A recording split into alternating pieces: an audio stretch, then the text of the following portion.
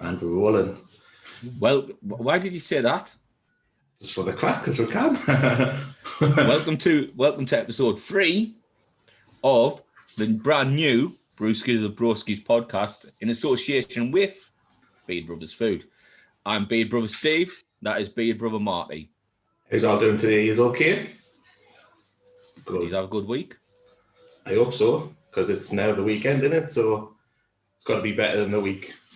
I read something the other day. It was Elon Musk saying that you must be in the wrong job if you want to eradicate 5 days of your life to have 2. It's crazy, isn't it? It's crazy. Elon Musk he's a man of know, isn't he? He knows what he's talking about. I'm sure Dukes grew up at the same time as him. Rand, who's coming on later, grew up at the same time as in South Africa. I think he was saying that he doesn't know him, but I think he said he might have played rugby or something against him. I wonder if he was a mutant back then and all. Yeah, he was a keen rugby player, wasn't he, Rand? I'm sure he'll tell us the story when he comes on. He likes that story. I don't think that he was a keen player. I think it's like in South Africa, it's like football forced upon you, isn't it? Yeah, born and bred type thing. Yeah, it's it, definitely. Yeah, cool. Well, right, so Rand will be on in around about an hour's time. As you know, we do our beer review first. Unfortunately, today, with the weather and everything as it's been, we haven't been able to get together and get the beer the same. So I'm just drinking a Corona, so everyone knows what that tastes like. Everybody knows the Corona. And what I've got actually planned for this evening's beer is a one from Skinny Lager. Now, Skinny Lager kindly donated us 10 bottles, a snazzy little bottle opener. I don't know whether the camera will pick it up here, there. Probably not. Oh, there, look. Yeah, it does a little bit. Yeah, nice once you get out of the light. Nice little Skinny Lager bottle opener. And then a couple of little snazzy glasses again. These are spot on, these glasses then. I know they're only half glasses, but the bottles 9 fills it and then a little bit left, so it's not too shabby. It's decent. And like I said, we'll take them for nothing. I need to just sort something out before we go live on the old gram. Okay. Just do me jack it up so you see the Beard Brothers represent instead of the Iconics. You know, the Iconics are iconic. And it was disgusting how she never did it in the Rumble. I know, I love Billy Kane. I know. I just can't bring myself to... She went down in estimations for not doing it. She has. She literally is stabbed painting in the back. Oh, after everything she's done, and she still didn't do it. Right, I'll just be back in 1 second. Sorry about this. Look, we always have technical difficulties when we're coming on here. It's just how it is. You'll be used to them by now. We're in week 3. It's what we do.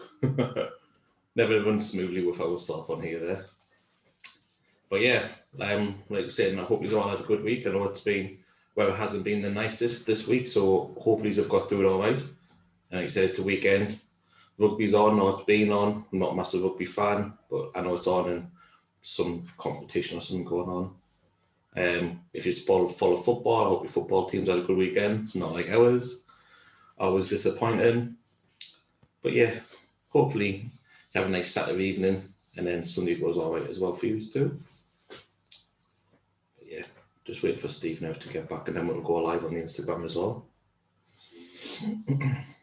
But yeah, the skinny beer, actually looking forward to this Skinny Lager, 89 calories, so I think it's about, it's like 20% fewer calories than the leading brands. So be decent, 4% volume, full of flavours, 89 calories, 330 mils on a bottle, standard. Nice. Here he is, just getting himself ready, rocking and rolling again. Sorry about that, folks. Bit of a disastrous start to the show today. Look, I was just saying, look, it's just what we do best. Like, we'll always have something along that'll pop up when we're going on there.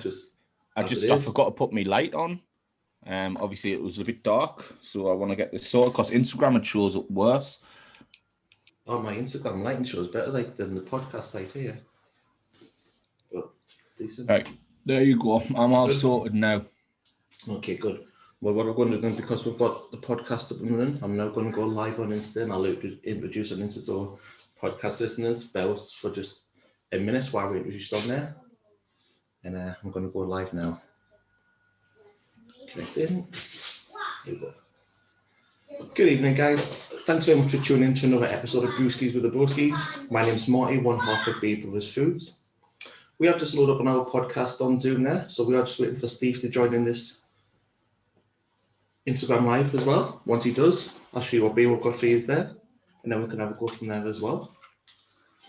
How's everybody doing today? Have you had a nice weekend? How's your working week been? If you see us rubbing my face a little bit this evening, I've had a tooth taken out yesterday, so in a little bit of pain. So hopefully it's not too much effective. And I can still get this beer sung for you and give you a good honest review on that one as well. As you know, we're all about honesty here at B Brothers Food, and that is what we do best. If we don't like it, we'll tell you. So Skinny Lager, I hope you're all ready for this review. And again, if you're watching it with us, if you're dropping in, drop us a wave, drop us a comment, let us know you're here. If you're going to watch it in your own time, then let us know how you think about it as well. We will really appreciate that there. Let's just popping this out of the way, get that off there. Just waiting for Steve just to request so we can join in. And then once he is, we can go from there.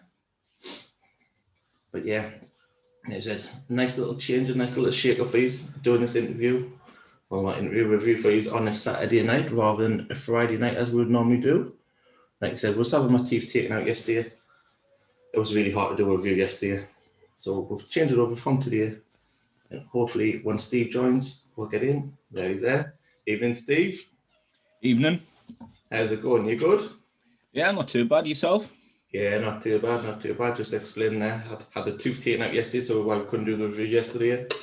Ruthless, toothless. Yeah, that's it. Back 2 3, so it's out my smile line, unfortunately. I hate my teeth, me, but it is what it is. You just got to go with the gnashes you're given, aren't you? That's it. Roll the dice and we'll go from as it is.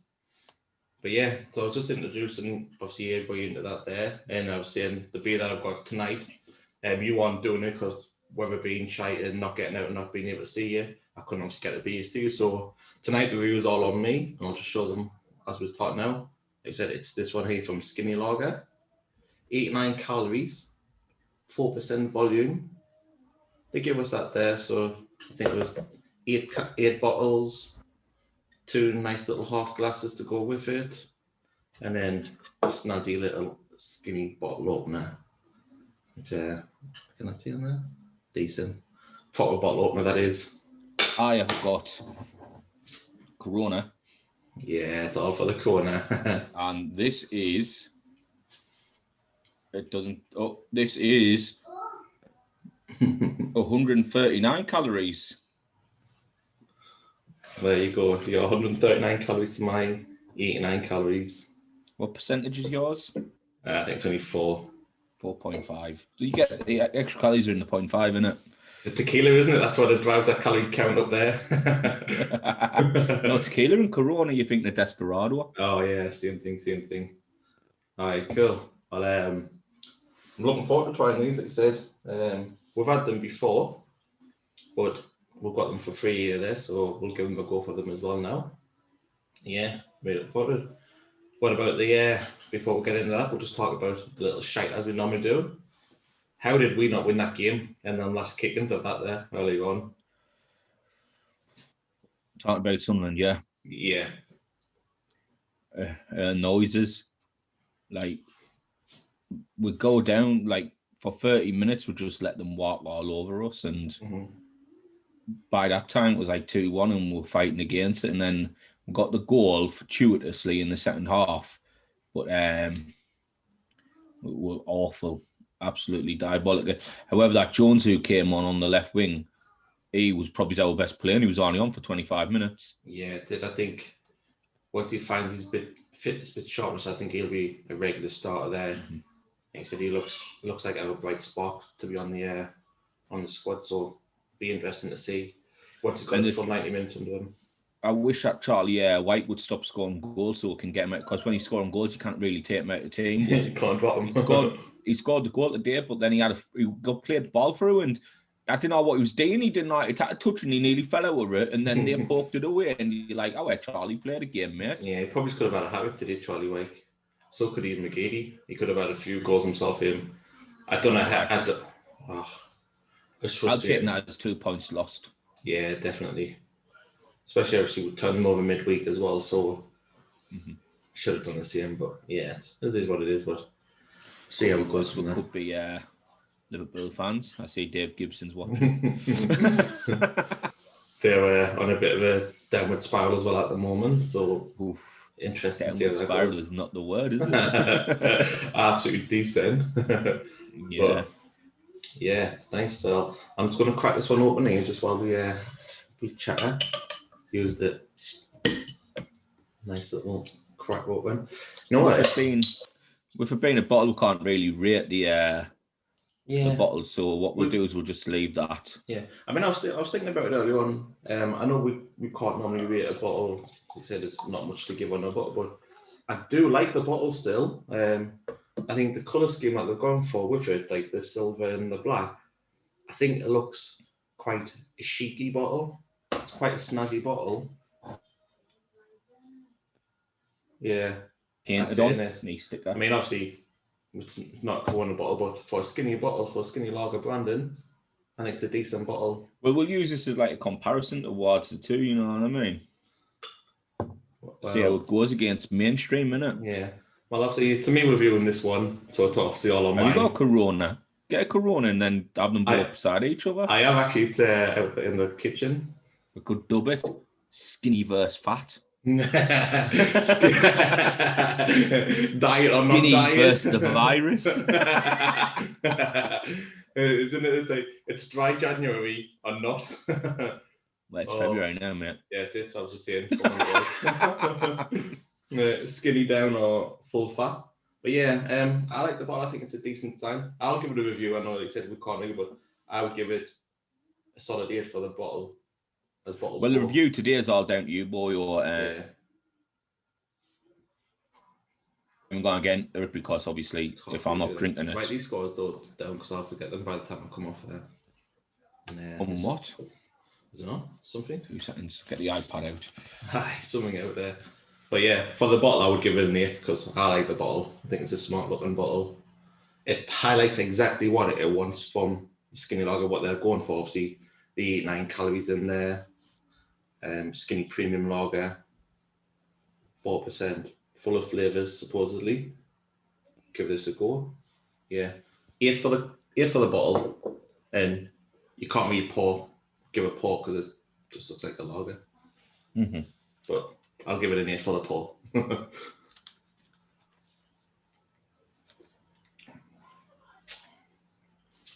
Got to be careful because I don't want to get an infection in my gum. So it's all coming from the right taste bud this week, so if it's no good, probably why. Sorry, I was just doing a sound check for the podcast because a little thing come on my screen. I didn't know what was happening.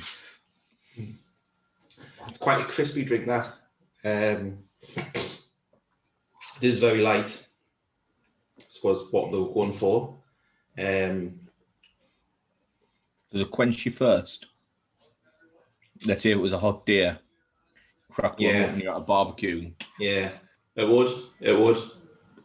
A bit of lime would be nice, but again, I don't want to compare it too much to the Corona. But a bit of lime, maybe a bit of lime cordial in there. Be nice. Beer Brother Marty does not speak for both the Beer Brothers because I would never put lime cordial in any drink. I mean, if I had no limes and lime cordial was all that was there, then it would get a little dash. Then I would just drink it normally without any lime. But however, Marty's a bit. It runs in the family, doesn't it? But yeah, it's a nice thirst quenching drink. It's very crisp, very light. I like it, me. Well, that's it. That's all you need. If you like it, because you're reviewing it. I would buy it from the shop. I know I've seen shops them. Can you get it from? I think I've seen them in like B&M's, Home Bargains. You can obviously order through Skinny Lager online via Insta or going on the website themselves for them. But yeah, I'm not too sure of any other place that sell it there, but I know that you can like sit them. I'm sure I saw them B&M's when I was in there today. Yeah, B&M's got it. Home Bargains have it. And I think Morrison's have it. I'm sure I've seen it in Morrison's. I haven't seen it in Asda. I'm not going to go through all the supermarkets. So I'll be honest, I don't really look. Just open the iPad and I've got like notes of 2013 here. I get that in it. Like when you open your phone and you open the camera, it's front facing, you get a bit of a shock all the time. Like, who's that? Your reflection scares you half the time. But going back to the drink, yeah, I like it. I would buy it from the shop. Yeah, I would give it. I said we couldn't really do the pour, but I'd still give it an 8. Standard pour. Taste, I'd give it an 8 as well for the taste. I think all around. So it's an 8. I would give it an 8. Yeah, I can't do the price because, like you said, it was kind of. How much is it in B&M's and things like that? I think in B&M's for a 4-pack, it was a £5. £4.99. So £1.25 a bottle. 330 milliliter. Which I suppose it's not a bad pricing. But like I said, it's not really one that we can review that. But yeah, I'm sure it's £4.99 in B&M's. That's why I've seen it majority times there. But it's not too bad. But overall, Skinny Lager would get an 8 for myself. Nice, crisp, refreshing drink. Did you see a price in it as well? Yeah, I would just give it an 8 all round. Like I said, it's £4.99 for a 4-pack in B&M's where I've seen it. I don't think that's all too bad. Pretty sure you're taking the piss out of me. Get the notepad out, write notes down, fucking 8 across the board. Well, I didn't know I was going to give it, was I, at first? So, but yeah, it's an 8. Welcome, Gary Parton. Going all right, Gary? We had a late one last night. Last night, wasn't it? Over the Zoom with the Mountain Football boys. Nice. Round 2 tonight, isn't it? Yeah, it is, isn't it? After this, we're straight on there. I wonder how long it takes before I get a pelter for wearing an ice hockey hat in a NFL chat. I love to put a bit of stick out there, the boys do. But yeah, it's all jest. Like I said, last night was good crack when we took the piss out of a few people. We got the piss took out of us. It was all right. I always. Speak of yourself, mate. Couldn't try to give it the big end when I was on, obviously upstairs, trying to give it me Tinder profile. Oh, and then he tried to down the bottle.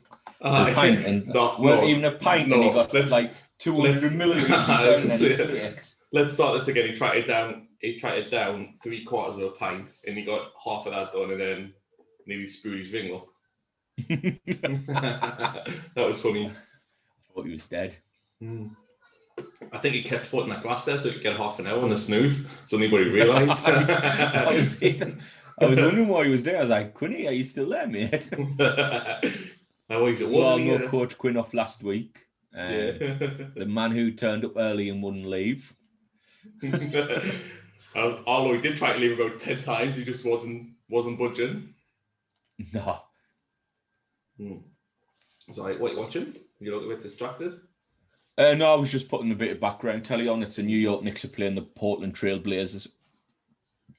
I don't know, is that basketball? Basketball. New York, man, I know. Been to New York, I've been to ice hockey. So I'm now like, get emails from him every week. Number 1 fan? I think so. I think I'm number 1 Jets fan. But it's not hard though, is it? Yeah, that was nice. Well, I enjoyed that. It's a shame, like you said, you haven't got it there. I could have done it together, but just gonna have to off my word, everybody, and said we try and be honest. But it's best I never had it then. Yeah, it was nice. It was refreshing, nice and cold. Well, when it's cold, it's really nice. Like I've been in the fridge now for a long time, so the bottle's might still have kept it out the fridge. It's cold outside. To be honest, like these, they're in the wash house. Yeah. Well, like I spoke to you earlier, then I went to put some rubbish out in the back garden, obviously in the bins, and I opened the door, and it looked like I was a bloody tornado or something. Like, I'm not getting out there. I was like, nope, shut that door. Not happening. No. I couldn't do it because I had Bebo's tonight. Like, I wasn't going anywhere near that back garden. But yeah, again, I just want to say thank you to Skinny Lager for sending this. We do appreciate it. I know I'll see the reviews come maybe a couple of weeks out the pitch. I have had it in the house for a good few weeks, but we've had other beers in front of it to do. Got to take its place in the queue while we get these beers. Exactly, that's it. If we don't stick to our system, we're not men of our words, mate. Look, but they haven't stuck theirs. They said they were going to join us in, but they haven't popped in to say hello, so scumbags. No, joking. But yeah, as long as I put on the story for us, which they said they would do, and help us out getting these YouTube subscribers so we can change our name, so it's not just mumble jumble letters. That's what they're doing. Subscribe to YouTube. The link is below our faces. Is it? Well, it is when you go on our page. On our bio, yeah, it's in our bio. Links in our bio. Not here, but in our bio. We'll probably try and start putting the link in to the description of the videos as well, so you can start clicking on that if you want to do it. If it's Ethan going into our bio, but yeah, at the minute it's just a lot of mumble jumble on the letters and numbers, which we need them 100 subs. Force a change in the end. Also, we are now going to be putting it onto the Apple and Android podcast server. Probably from Wednesday. Subscribe on there from Wednesday. Once again, we'll put the link and everything, and we'll put a post on it and a story about it. Yeah, definitely. And again, if it's good, I'll leave us a review. Even if it's shite, tell us it's shite. We'll still appreciate it. like kid in the post last night. Like, I was thinking about this, all day today, and I wasn't bothered the fact that he put it on. I was bothered the fact that he's gone out his way to put it on. Mm-hmm. Why? Like, it's like what I said to you last night. It takes effort to spread hate. That's it, isn't it? Where it would have took no effort if he didn't like it, just to not say anything and just move on. Yeah, that's it. He took the effort to come out and say it looked shit or something like that. Yeah. Like, I always feel sorry for people who need to do that. Yeah, I do, because my mum and dad always said, if you've got nothing nice to say, don't say it. Don't say it. That's it. Don't say nothing at all. These people are just, I feel sorry for them, because I feel like, how's your life going if this is like the kicks you get? Yeah, that's it. Definitely. Trying to put other people down. Oh, that's it. He said it was vile, but then I saw his profile picture and I was like, are you really sure? Yeah, that's it. I appreciate that our posts and our stories is not up to everybody's taste. I appreciate our photos that we put on, not professional standards, but that's not the route that we're going down. We've never set off from the beginning and said, look, we're going to be professional outposts here. Mm-hmm. We'll have a laugh in our posts and our comments. We'll have a laugh with people and engage in them. But when you've got people that's just going out of the way just to be malicious, it's like, what are you doing, you fucking spend? Just fuck off, basically. Just don't even click on us. He doesn't even follow us. That's the thing. He must have found it on under a hashtag, and then went to Bade Brothers Food and then commented on it and like just spewed hate. And you just like, if you're spewing hate, just don't spew anything. You know what I mean? There's enough hate in the world now without people going out and like going out the way to give it. And like, I could have had a bad day yesterday if I seen that comment. I could have went and popped myself. Right, he's had enough. I've had enough of this. I'm gone for it. That's Nobody knows what people are going through, so you should never spread hate when you don't need to do it. Exactly. Spread love. Spread love, not hate. That's it, isn't it? That's it. Kill him with kindness. That's what I put on. Like, yeah, thank you. Thanks for the comment. Cheers, mate. Thanks for helping us out. But he was probably doing us more good than bad from putting a bad comment on there, because he's still engaging with our posts, which is obviously what Instagram want to see in the algorithms. So, like, why are you helping us out? Wouldn't you be an arsehole for? That's it. But we're like, cheers, we'll take that anyways. But yeah, 100% spread hate, not love. Power positivity and all that, isn't it? Yeah. But people just don't understand. I just don't understand people like that. I don't. I really don't. Like I said, it takes more time to be spiteful than it does just to say nothing. Mm-hmm. But yeah, silly people. Exactly. Oh, shit. Can you hear this? Yeah. Oh, I thought my AirPods are like bleeping. I thought, has it gone off? Don't know what was going on there. I mean, it'd probably be a relief for you lot if it had gone off, but but I'm still here. Can only hope and dream, eh? That's it, isn't it? Spread love, not hate. But yeah, that's what I'm saying. Like we don't take it too serious. If we did, it would be something totally different. But we don't take it too serious. We'll have a laugh. Like now, we're having a laugh about it. Anybody comes in, they'll say like, hopefully, thinking that's a good way of dealing with it, and it is. There's no need to be arsey about something, especially not when you've gone out your way to do it as well. Well, that's it. Like the person who we've got on next, Rand, he's got a book called High Five in the Universe. It's on Amazon, and I've read it and I own it, and it's only like 99 pence, £1.99, and it's a really good book. It's not very long either, and he says something in there. It's like, if you're negative, you're affecting yourself more than anyone else. So, like, instead of being negative and making yourself feel like shit, be positive and make yourself feel positive, because emotions are controlled by your brain. So if you're negatively looking at everything, you're going to always have a negative outlook on life, which will make you unhappy. Whereas if you're a positive person and trying to make things happen, you're going to be a happier person. Things will happen for you more often enough. When you're a positive person, you'll get what you need, and where you're going, you'll get everything that. Well, may not get everything, but you've got more chance of getting and succeeding when you're in that right frame of mind. Well, it's like my brother today. We put a bet on, like me and Marty, my brother and cousin. We put £5 each, a £20 bet. Each person picks a outcome, and if it all came in, we're going to win about £600 between four of us for £5 each. On one team each. I was looking at it thinking, that's £140 each, because obviously you leave some in for your next bets and things like that. So I'm thinking, it's £140 each, and this has got a really good chance coming in, thinking positive. And then my brother rings us up, and he's like, wow, Blackburn, they've knocked me a few times. QPR's not been scoring at home either. I don't know why Paul's went for Cambridge. He always comes for Cambridge. Cambridge went at Barrow. It's going to be a hard one, that. And I don't know why Marty's went for both teams to score and no draw. That's a hard outcome today. I'm like, Darren, like, why are you being negative? And it didn't come in. I'm purely blaming it on him. All of that is and his negativity. Definitely. There's two outcomes to look at, and he is literally, and people are out there a half pint half full. Yeah.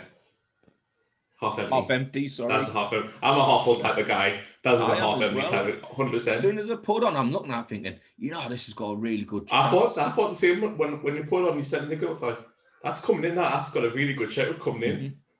And then he's like, straight away, negative Nancy all over. He is. That's always negative Nancy, isn't he? He's always been the same. But since I've known him, I'd imagine he's been the same all the way through life, to be honest. But hard. That's why I joined the army, I think. To get away from it. Get rid of negativity. Oh yeah, it was unlucky. We'll go again next week. We'll win. That's it. We'll win a couple. That's it, isn't it? We've got to. We're only putting 4 games on. I won a cup bet last night. That's it. How many games on that? 3? 4, I think. Was it 4? It was Inter Milan away to Parma or some shit like that. Munich away to Hertha Berlin, and Lincoln at home to Gillingham. Looked on it. The only game that really caused a bit of drama was Bayern Munich 1-1 out. The rest of them like 2-3-0. Yeah, I think Lincoln was like 3-0, wasn't it? Yeah, I only put it on because I had like a slack £2 in my Paddy Power account. I thought, I'll put it on like Friday Night Football. Totally forgot about it. Went on Pints with the President. I woke up this morning. I went, I had a coupon on last night. I was like, 21 quid. Winning. It's a good start to the weekend. That's exactly what you want. They're the best ones that you completely forget about, and then you check them. But then once again, you got out with Darren. I bet you had a £5 on it. Well, I'm just happy that I won something. I know that. You could see the same on every bet you had, though. Like, I wish I had £1,000 on it. I seen that coming in. Well, no, you didn't, because that's why you only put £1 on it. That's man. Or 50 pence in his case. That's it. 50 pence, probably 25 pence bets. But he covers every outcome, so he's going to win. But he has them on different bets. No, different betting companies. That's it. He's funny, yeah, he is. Well, he's got a folder on his iPhone where it's just got like about 900 betting apps in it. Like, didn't he put one in the group there the other week saying, last week for his birthday, I've been sent this off somebody, and I was like, are they even a betting company? Like a free birthday Virgin. bet? Virgin, yeah. I was like, £10 on Virgin. I was like, betting. when did Virgin do bets? I was like, what the fuck? But yeah, he was like that. He was like, oh, I've got like £5 off this company, £5 off this company, £10 off them. I feel like saying, hey, give my £5 back then. Give us my back and all. He won on that night, so we didn't get out off them bets. He won. Oh no, probably off us that he won. That's it. We got money for one. He on about me. He won what? 60 quid off a 50 pence bet. Aye. I like saying, I bet you wish she had more money on that. Look, did it snoop that level? It's not our place to do. It's easy to do, but it's not us. That's it. I apologise to the followers. We are still a half full kind of guy. That's it. So that was Skinny Lager. As we said before, if you ever want to come on, we can get you on even easy now with the two of us, where don't even do it on Instagram. We'll do one, and then we'll get you on to do a separate one, and we'll do it on the actual podcast, which will be good. So there'll be the three of us on there then. Also, if you come on the podcast, you can put so your camera doesn't come on, so it can just hear you. Because I said it'll be on Zoom, the podcast app and things like that. So it's so much Corona. That's it. We got the virus. But like, I think that's what I said to you before, wasn't it? I think people may not want to come and do like an IGTV because it's live, it's going out there and you can see your boat racing. Obviously, Peter might not want to be out there, but when now we're doing the podcast on Zoom, all we're doing using Zoom for really is the audio downloadable that we're using for the podcast now. So if people just want to come on there, we'll also always give you the meeting codes and stuff, and you can join in. Like Steve said, you don't have to have your camera on, just audio. That's all we need. We just need to hear your voice for the podcast.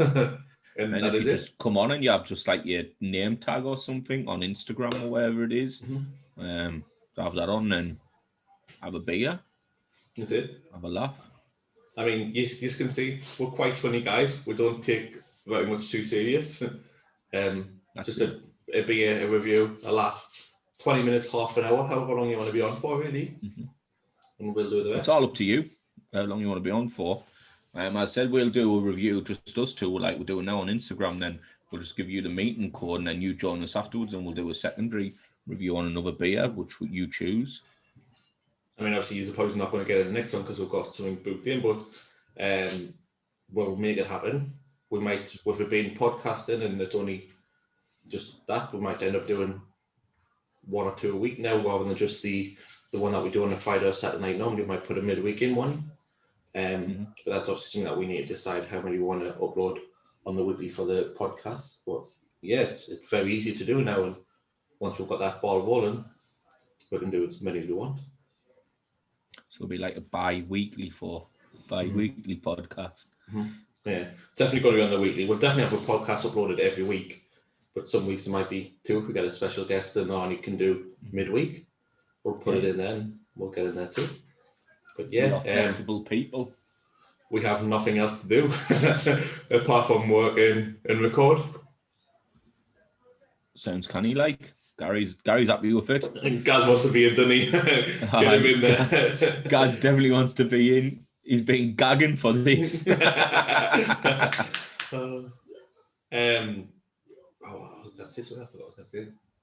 can hear Ollie playing Spider-Man in the sitting room in the living room there. He's kicking ass on that, and even kicking ass on it. But I went in this afternoon and he was playing. And he goes, how do I do this? Like, I don't know, Ollie, you're further on it than what I am. You've played it for like 6 hours. I've played it for an hour. I don't really know where you're up to. And he was looking about. I was like, well, I just got to zap that there. He was like, oh yeah, didn't see that there. Zapped. He was like, you're welcome, by the way. He's like, aye, cheers. And then moved on. Bet you walked out like Conor McGregor, did you? Yeah, I was like, yeah, that's because of me. That's all because of me. Little brolly. He's funny. He's funny, always. I was surprised he weren't crying. Can I find it?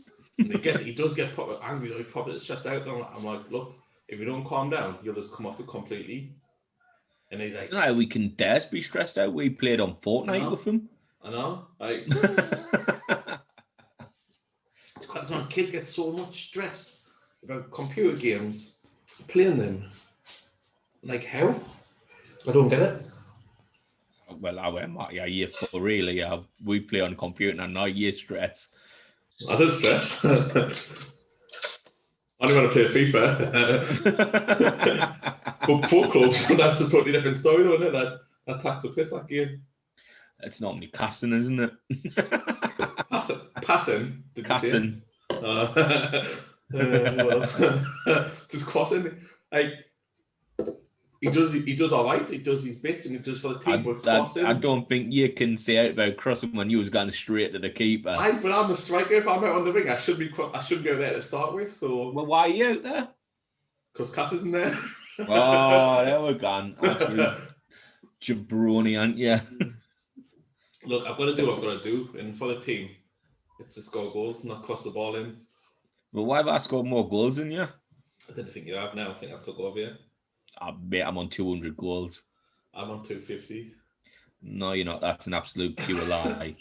And last night, I scored about 7 goals in the 3 games we played, or 4 games we played.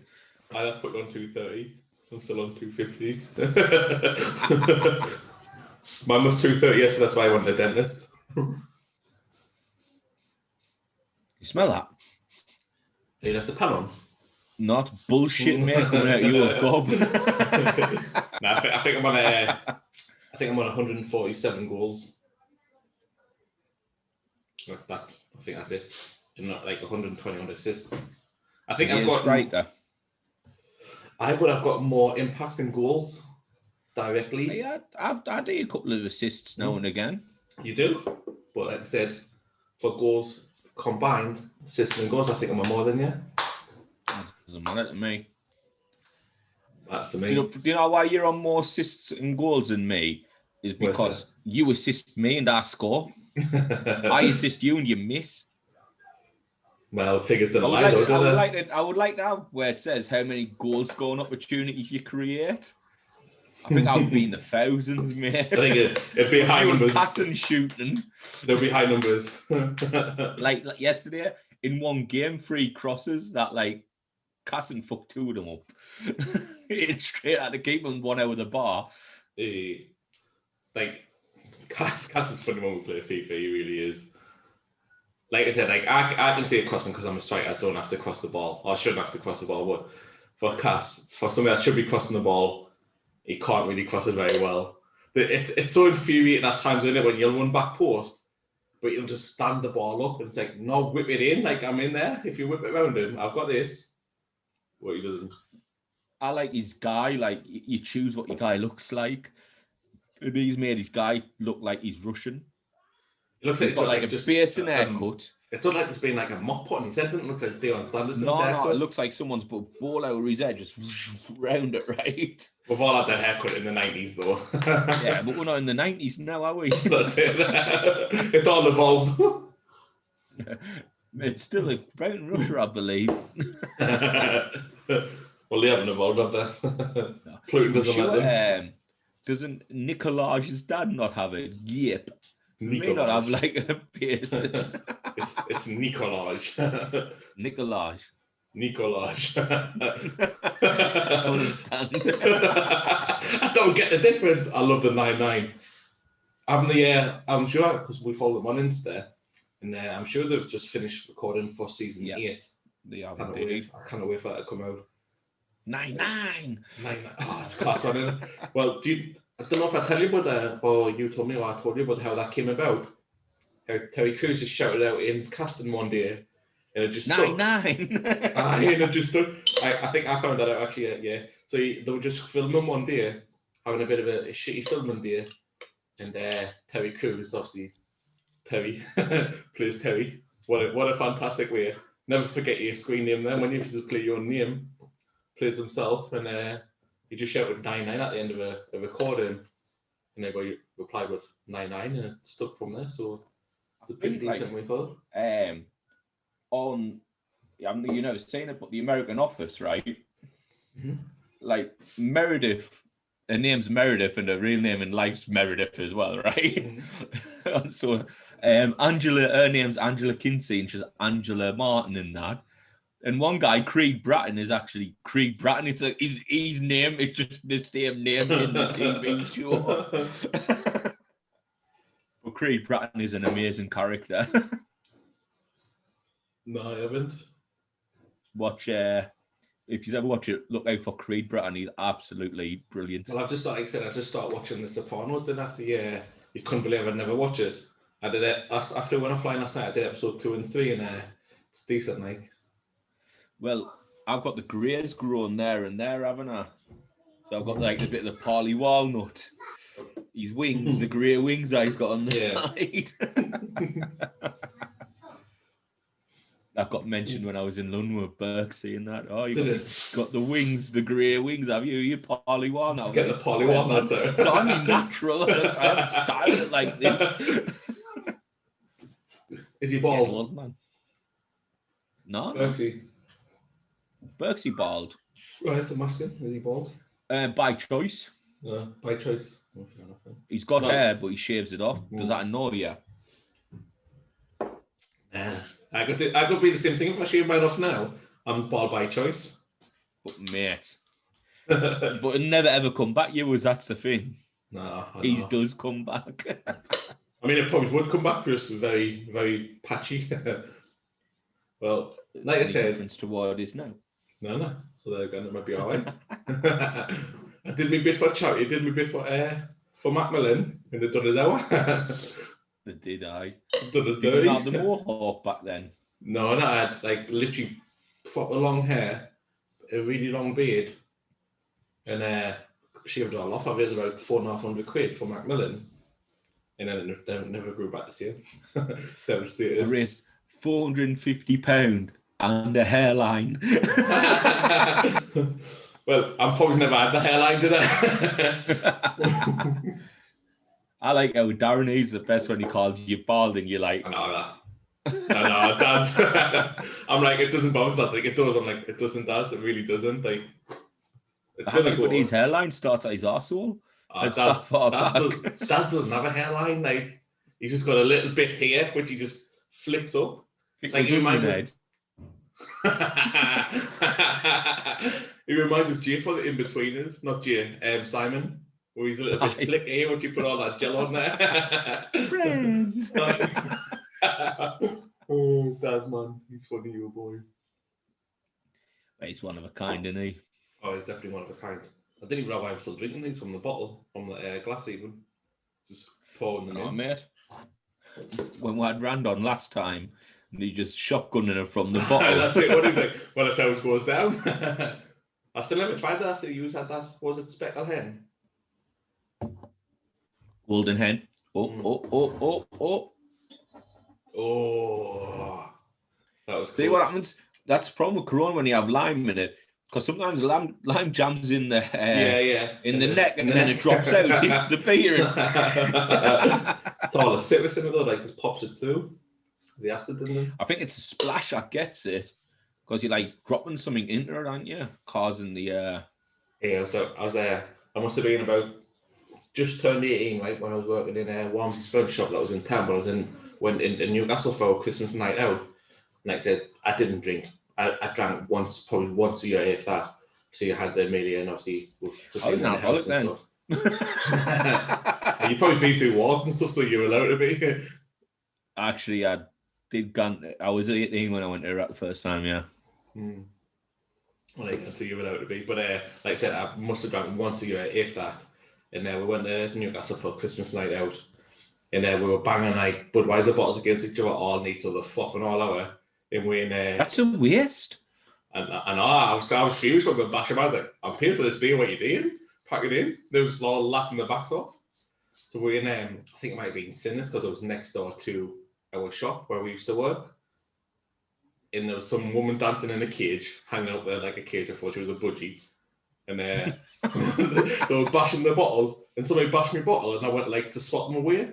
And as I swatted them, I went in there, this floor just went from underneath us. I was lying on my back, and the boy was pouring beer on. I was like, what are you doing? I was absolutely steaming. I can't even remember getting back to the hotel room in Jesmond that night. I really can't.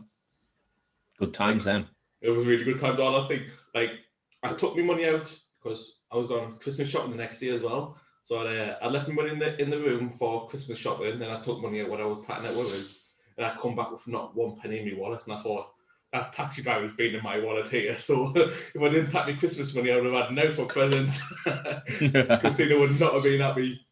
But, I sometimes wake up when I've been at the 10 and me and Brett ends up in 7, right?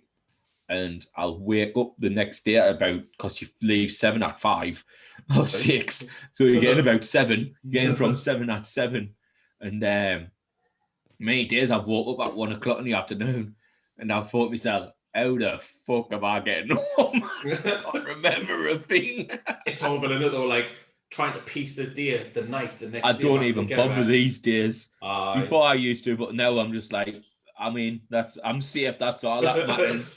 Right, when I've acted myself, someone will knock on the door soon enough. What I try and think, I was like, have I done anything that's got to get back to Christina? Like, what have I done wrong here? So I try and think of her thinking, and then she'll ask us, it's like an interrogation from a woman. You obviously didn't know, but it's an interrogation.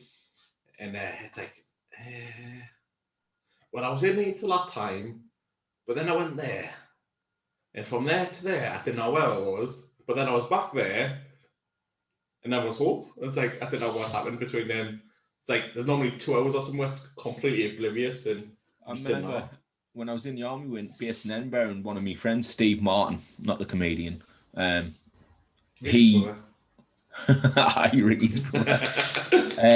came down to mine, and so like I was about 19, 20, and he was about 22, 23. And like I was 20 and he was like 23, and we came down and like we went out to Sunderland. It was a Friday night, so we got into Sunderland about 3 o'clock in the afternoon after travelling down at 12 o'clock. You fell out, got home, got a shower, and I got changed out on the 10 for about 5, 6-ish. Because I don't understand these people who now gone out at 10:30. Oh, I'm on my way out now, 10:30. Like, oh, you need to be out from 6. That's it, isn't it? Like, when you get out like 6 o'clock, 7 o'clock at the latest, and then spend all night out there. I'd be pissed, and I'd be like, oh, I'm not going out now. I'd be steaming by 10:30. Like, when I get out now, like, if I get out at 7 o'clock, I'm steaming by 10:30, but you still make it through till chucking out time. But I saw. Imagine stopping going out at 10:30. Didn't get that. This was at the time when the clubs used to shut at 3 o'clock. And we were out and we got split up somehow, and mobile phones didn't really exist because it was like 2004, 2005. Not everybody had one at that point.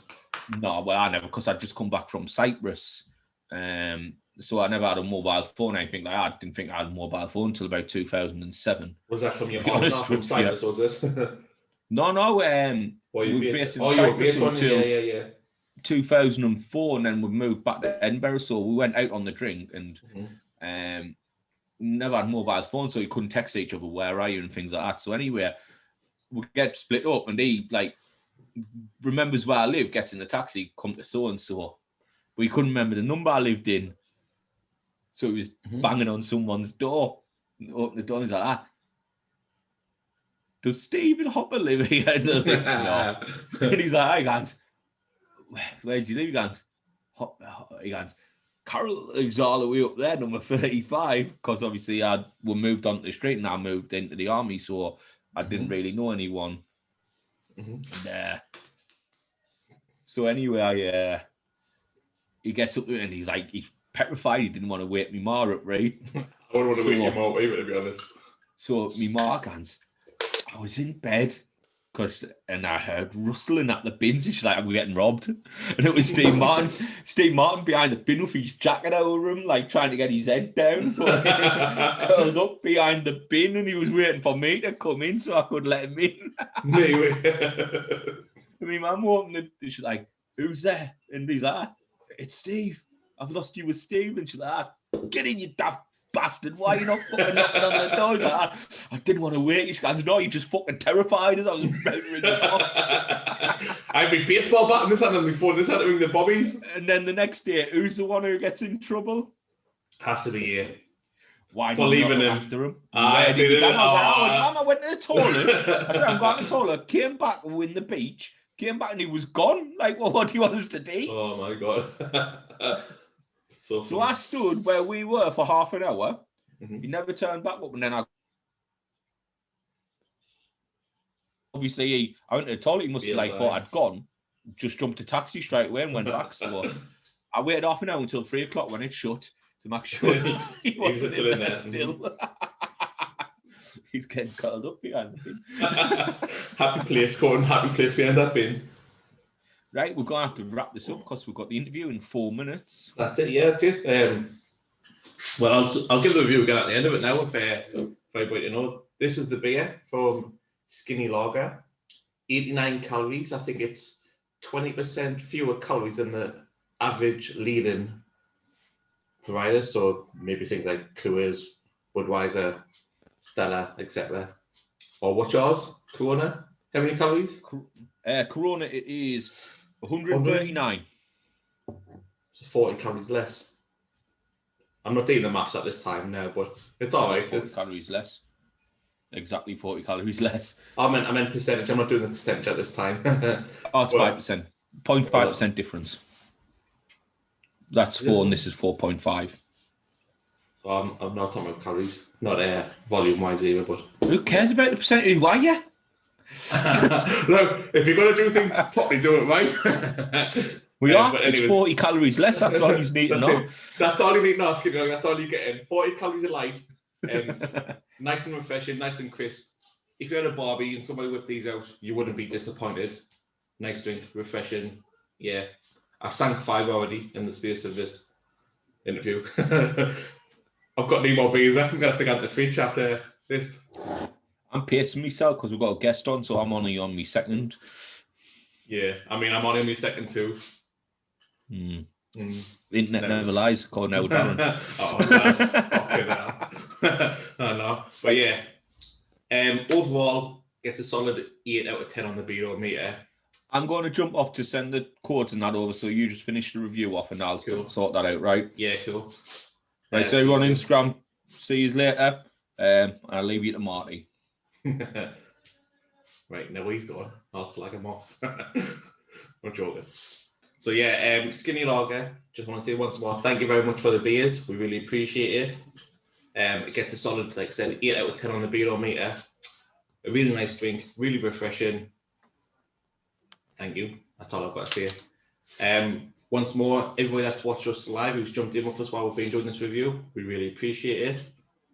If you want to be on our podcast or on IGTV with us, drop us a DM. We'll get a beer. We'll discuss it. We'll see what we can do there as well. We'll make it happen. Yeah, that's all I've got to say. If you do, go and listen to the podcast or go listen to the vlog on YouTube. We would really appreciate it once more if you do drop us a subscribe, drop us a thumbs up. Just let us know that you've been there as well. Like I said, we really appreciate it. So now I'm going. Once more, thank you very much for tuning in tonight, guys. Have a lovely evening. Stay safe. Be brothers out.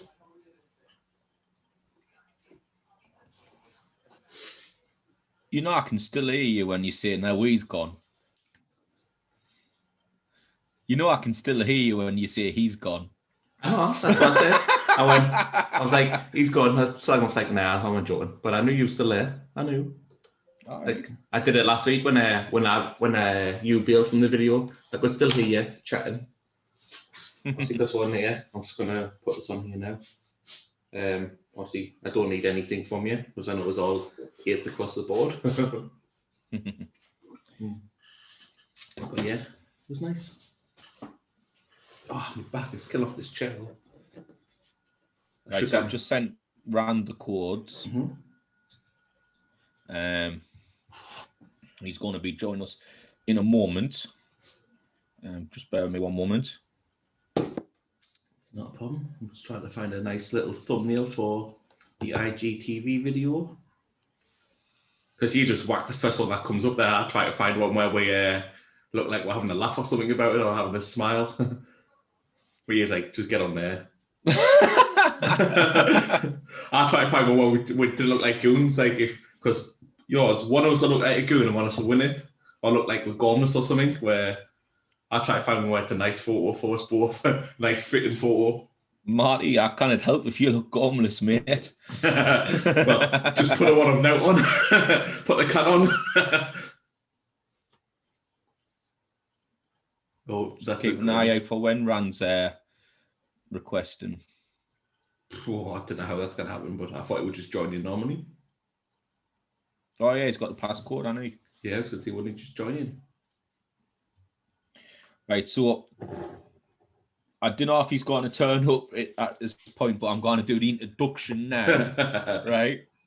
So tonight we have got Rand St. John coming on. He's an author, leadership consultant, mullet lover,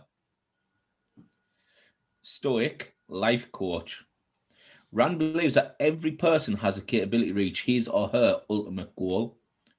And he's paying on Brewski with the broskis with us to show proof of that. He grew up in South Africa, moved to the United Kingdom. He is a father and he is a very good friend. So when he arrives, Rand St. John. Up.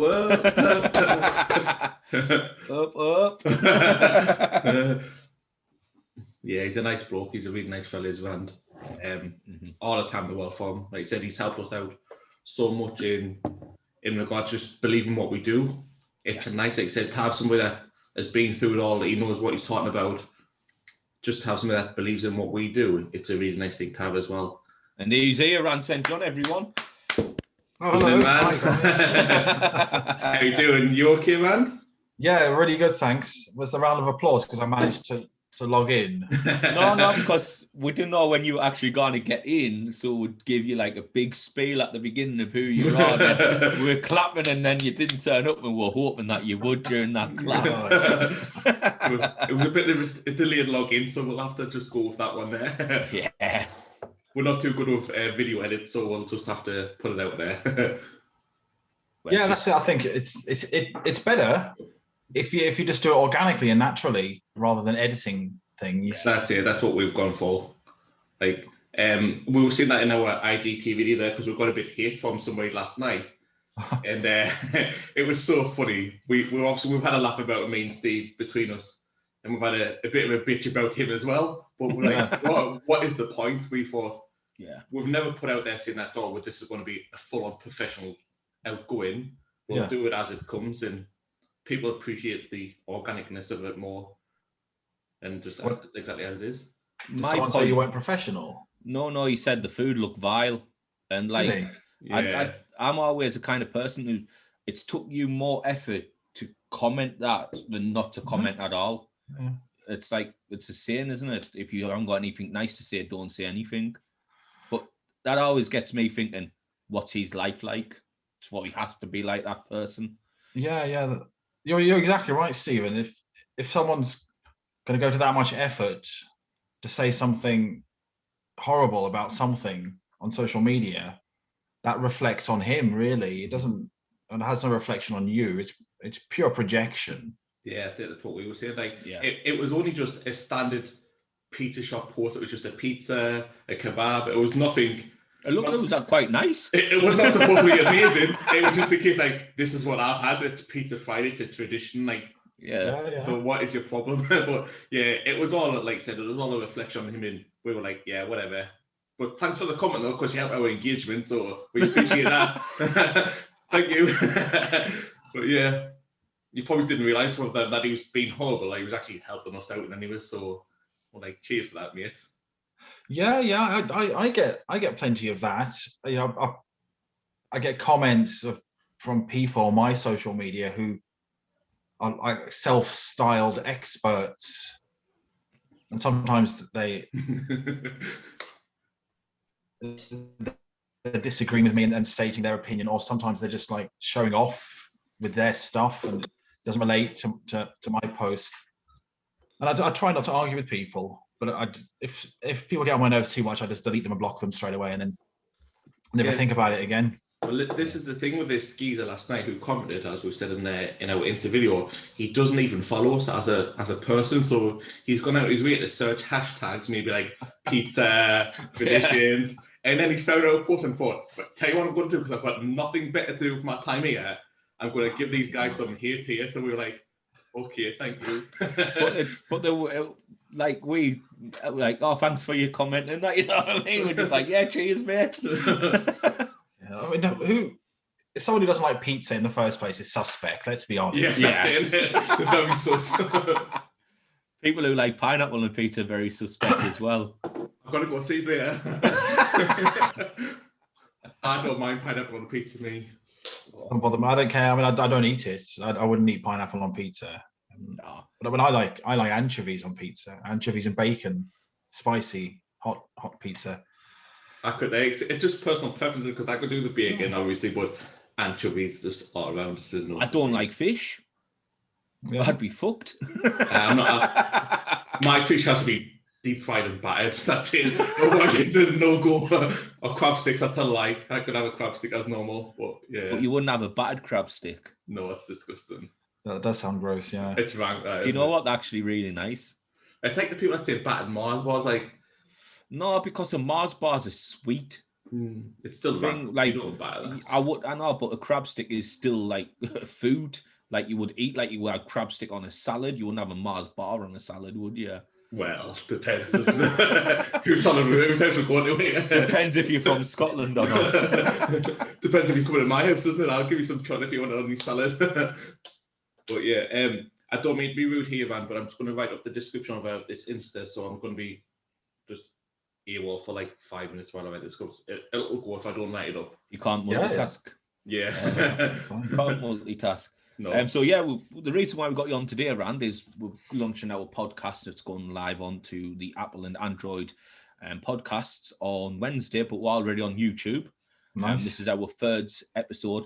So what we're looking at is we're trying to get different people on. Like we had a amateur sports coach on last week telling us like the difficulties that he's found during the pandemic and the lockdown, like how we had to adapt when we were able to go train, things like that. Next week we've got an entrepreneur, property developer, owns his own business, because I think you never hear from that side of it. Yeah. You always hear about the people who get sick or the people who's on furlough, but you never hear what the government do for people who's got their own businesses and things. So we're just trying to get people on to like open people's eyes, like have a little bit of a serious discussion, but while also drinking, so it can get a little bit out of hand. I'll warn you up front there. But with yourself, because yours is like, I find it's a unique business set that you've got, with it being online. And my first question, Rand, for you is, how's business going during this? So let's be really realistic. And when the pandemic hit last year, I think people got a real shock, didn't they? Got a real scare, because no one would, well, not many people ever would have predicted any sort of global shutdown of that nature. I mean, you have some preppers or whatever, these guys who have bunkers and loads of food. So maybe some of them thought something might happen like that. No one really predicted it. No one could have thought that would happen. And it really scared people. And scared people don't spend money. That's the reality. And when they do spend money, they spend it on things they need, like buying all the toilet paper in Asda or whatever. Love the pasta. Yeah, all the pasta. That was mental, wasn't it? So things like that are like a luxury go out the door, really. And I guess paying for like personal development is a luxury to many people. They're not going to go, well, that's my first port of call, is to pay for some dude to tell me how to quit smoking or whatever.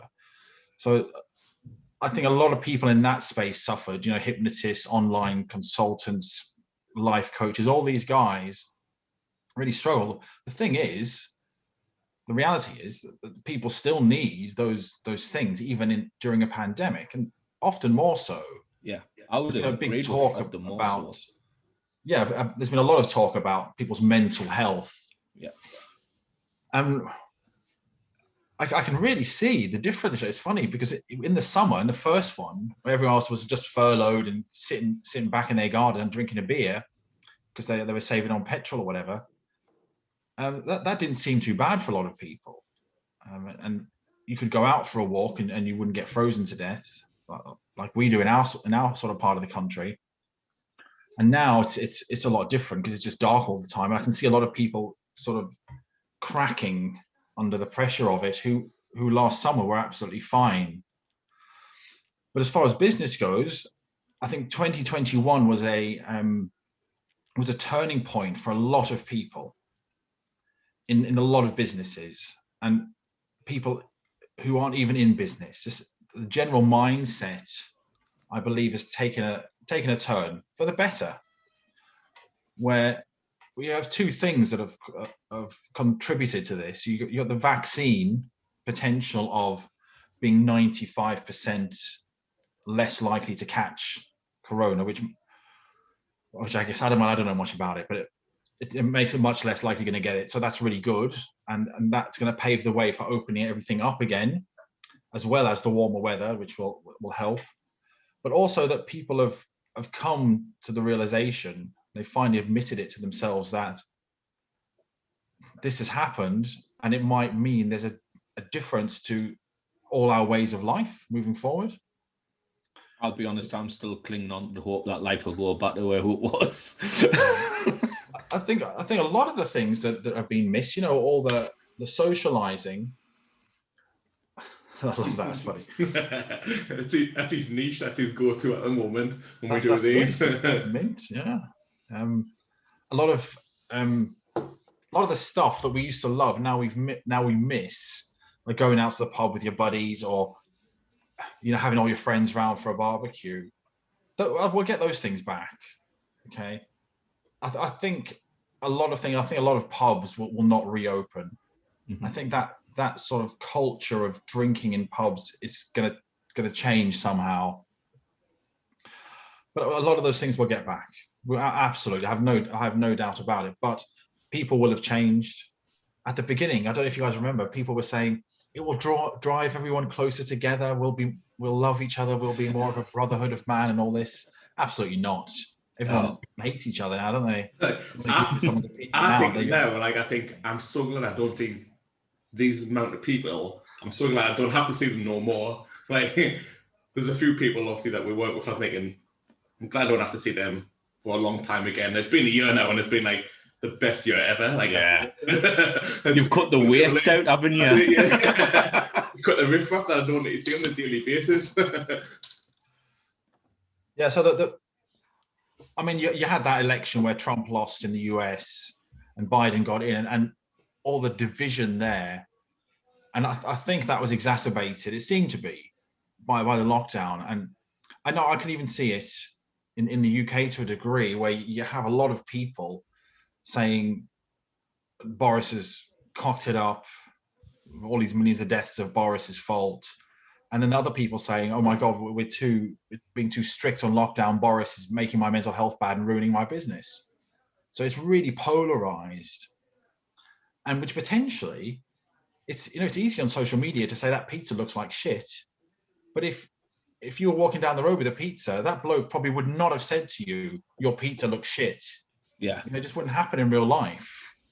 It has made it a lot easier for people to, like I said, probably be more negative on it, maybe more bit disrespectful, and have that horrible approach on it, because, like I said, they've probably got nothing else better to do.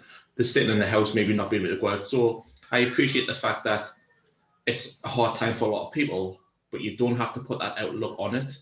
No. Just like we said, don't say anything. If you've got nothing nice to say, don't say it. Don't come to our post and our page and give us grief for something that you don't have to interact with at all. So there's absolutely no profit in it. No profit in saying anything horrible. I mean, probably profit for us because we get that engagement on our post, so it's helping us. So that's fine. If you want to do that, then you can do that. Well, everyone can take criticism. Like, if you come out and you give us constructive criticism and you say, "Oh, like, it doesn't look that good. You could have done this, that, or the other," and it can help us out. But just come out and say something looks vile. That's just like, what's the point, mate? That's your first comment on any of our posts ever, on the 500 posts that we've had. Like, cheers, mate. Thank you very much. I don't even like constructive criticism. I don't like any criticism, any negativity. I try and keep as far away from me as possible. And a lot of people often say to me that's not very good of you, Rand. You're supposed to have like an open mind to criticism. You know, how are you ever going to get better if you don't know where you're going wrong? I'm getting better in the ways that I want to get better in. I don't need anyone else to give me their avenue of how I should improve. You know, it's up to me. So it probably sounds like I'm super close-minded about it, but I don't really want to hear a criticism from anyone really. And I don't ask for it, so I expect never to hear it. So, yeah. That's it. If I don't ask for it, then please don't give us any. Like, just leave us alone. Let us Obviously, they've never met you, Rand, because there's no to criticise this stuff. Yeah, not everyone agrees with that. But they're the wrong people. Yeah, no, I agree with that. There's some people, you know, in my life who do criticise me. It's funny, their reaction, and then the more self-assured I've become over the last few years, where I've made a big effort to watch my mindset, change my self-image and how I view myself. Those people become more annoyed with me for it, because if you criticize someone and they're literally not bothered. So if someone criticizes me now, I pretty much say, well, thanks, that's your opinion. That's it. That's all I care about. That anyone can have any opinion, can't they? Yeah. But when you tell people their opinion isn't special, they're not pleased with that at all. But if I said to someone, hey, you know, I don't like your cap, Stephen, which I do like your cap very much.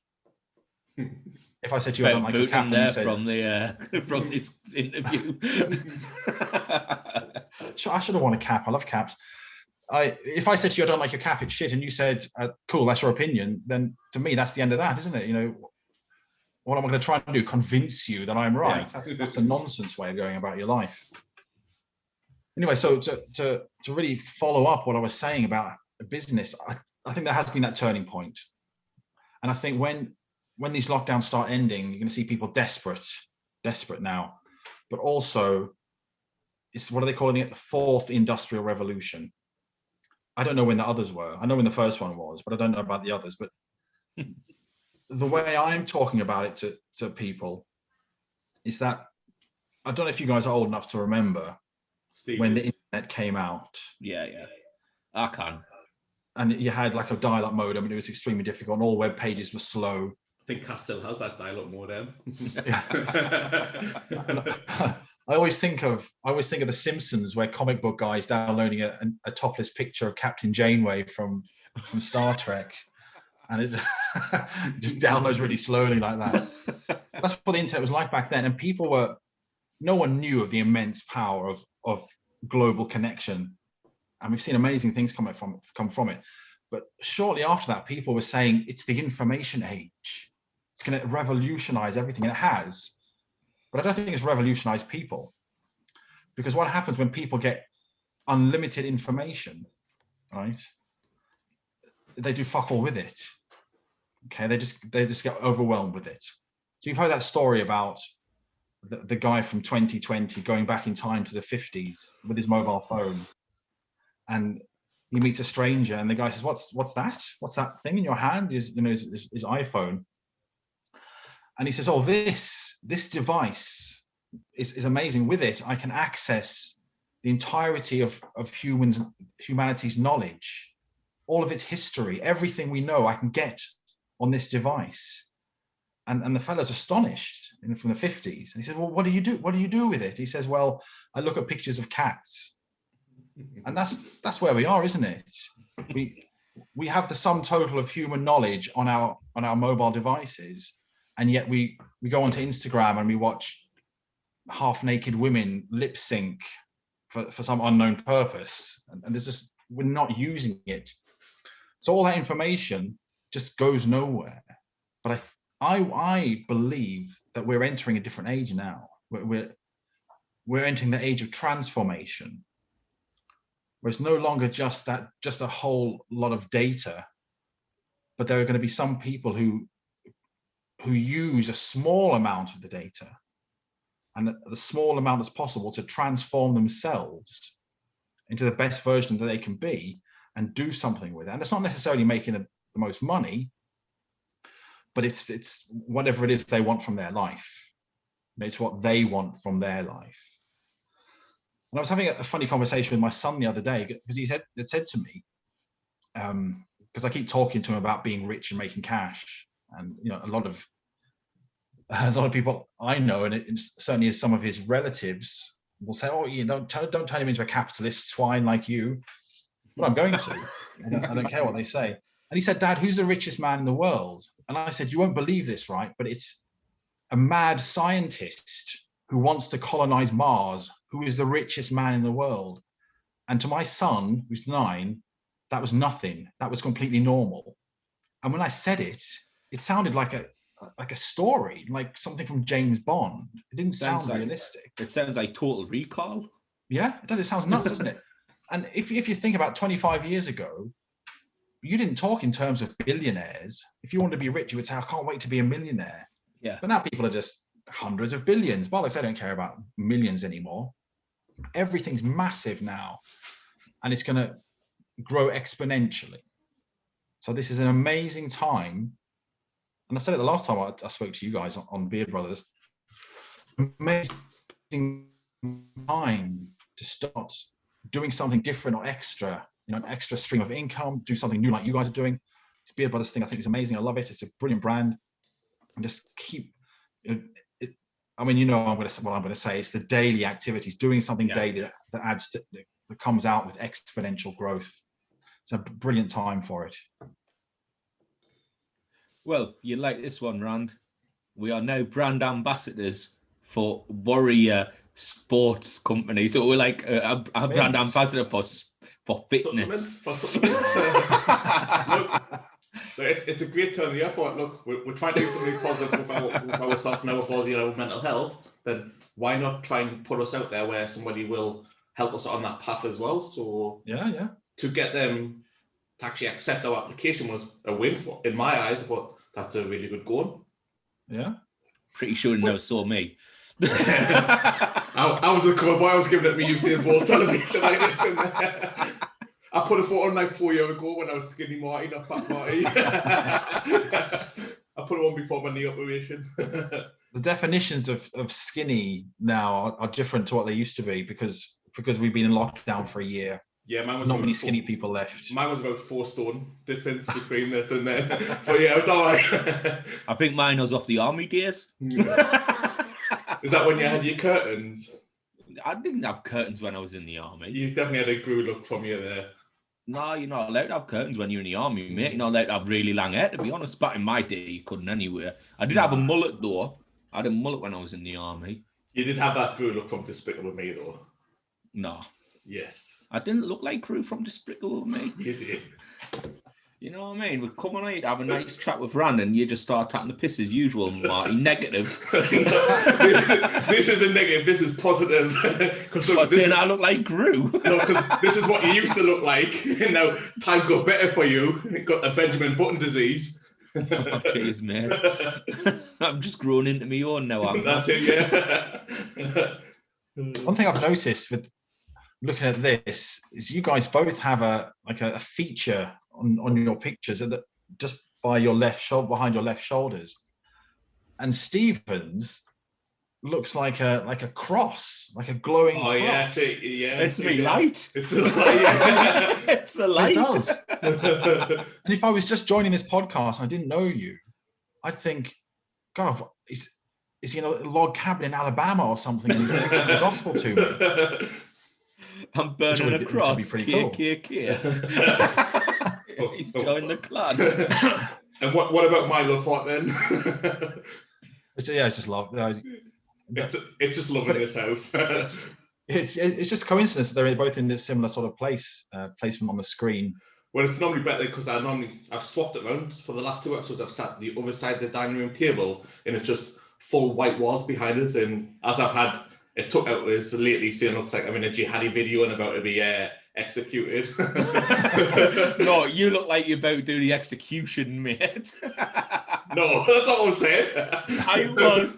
Marty looked like a jihadist who was like stood on the wall. Might as well have a gun in his hand. Yeah. I'm going to tell you guys this story, right? That I don't know, it might not be politically correct. So you might get some hate for this. But a couple of years ago, I don't know if you guys remember when was it Thomas Cook shut down? Yeah. Well, at the time, I was on holiday with Thomas Cook in Tunisia, which is a Muslim country, and it was really nice, everything like that. But when I got there, they said, okay, there's no more flights for you. You can stay there. You know, you get to stay there forever. I did not want to stay there forever. You know, I just wanted to go on a holiday. So there was a bit of uncertainty about when we would get to return. And a lot of people in the hotel were panicking. And we decided to go to ride some camels. No, it was quad biking. We went quad biking. Took my kids quad biking. And we got in this like van. And it must have been 30 years old, this van. And there was bits of the floor missing. And there's a lot of European people in there very worried about it. But being from Africa, there's nothing, you know what I mean? I don't give a shit about that sort of stuff. So my kids were loving it. We were in this rickety old van, bombing down the road at like 90 miles an hour. And then we got to this place. I had no idea where we were. I've never been to Tunisia before. It was a Tunisian village. And they took us into this courtyard, right? And closed the gates of the courtyard. There's about like 10 European people, me and my two kids. And they closed the door of the courtyard. And then there was a seat, like a plastic chair, just by itself. And in front of it was a camera. And then loads of blokes just sitting around. And it hadn't occurred to me before. And I traveled the world when I was younger. I've been to lots of countries where it was like quite strict Islamic law and stuff like that. And I'm absolutely not bothered by it in the slightest. I'm quite a conservative person, so I'm definitely not bothered by it. And I thought, that looks like a fucking jihadi video. Are they making a jihadi video and they've kidnapped us? And that thought flashed through my mind. And no one could speak English. All they knew is we wanted to do quad biking. And I didn't say anything. Obviously, I didn't want to panic my kids. So I just was like, hey, this is cool. No bother. But it looked exactly like you see those videos of someone, you know, that they're grabbing the guy by the head and chopping his neck off. It's a surreal experience. Of course, then they just bought the quad bikes and we went quad biking. It was brilliant. I don't know why I find that so funny. Such an odd experience because I was already a bit tense about being marooned in a foreign country with my kids. You know, if it's by myself, you think, oh, who cares? But my kids didn't even notice. They were fine. But that's it, though. It's because it's how people perceive that culture. Like you go in there and your mind instantly is like, oh my god, I've seen this before, and it literally does go to that. Yeah. As you know, I've been to a few Muslim countries in my time. Probably it's best not to speak about them. I don't want to end up in the Hague. End up in the Hague, that's funny. Yeah, it's a joke.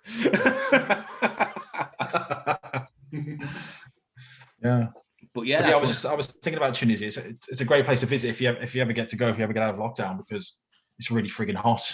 I wanted to go for years and years, and then obviously when all the first the mainstream terror attack happened on the beach, my wife was like, right, I'm never going there and never want to go there ever again. Because when the place I worked before we work now, I worked at obviously a sponsor one of the BT's companies, the partners for it.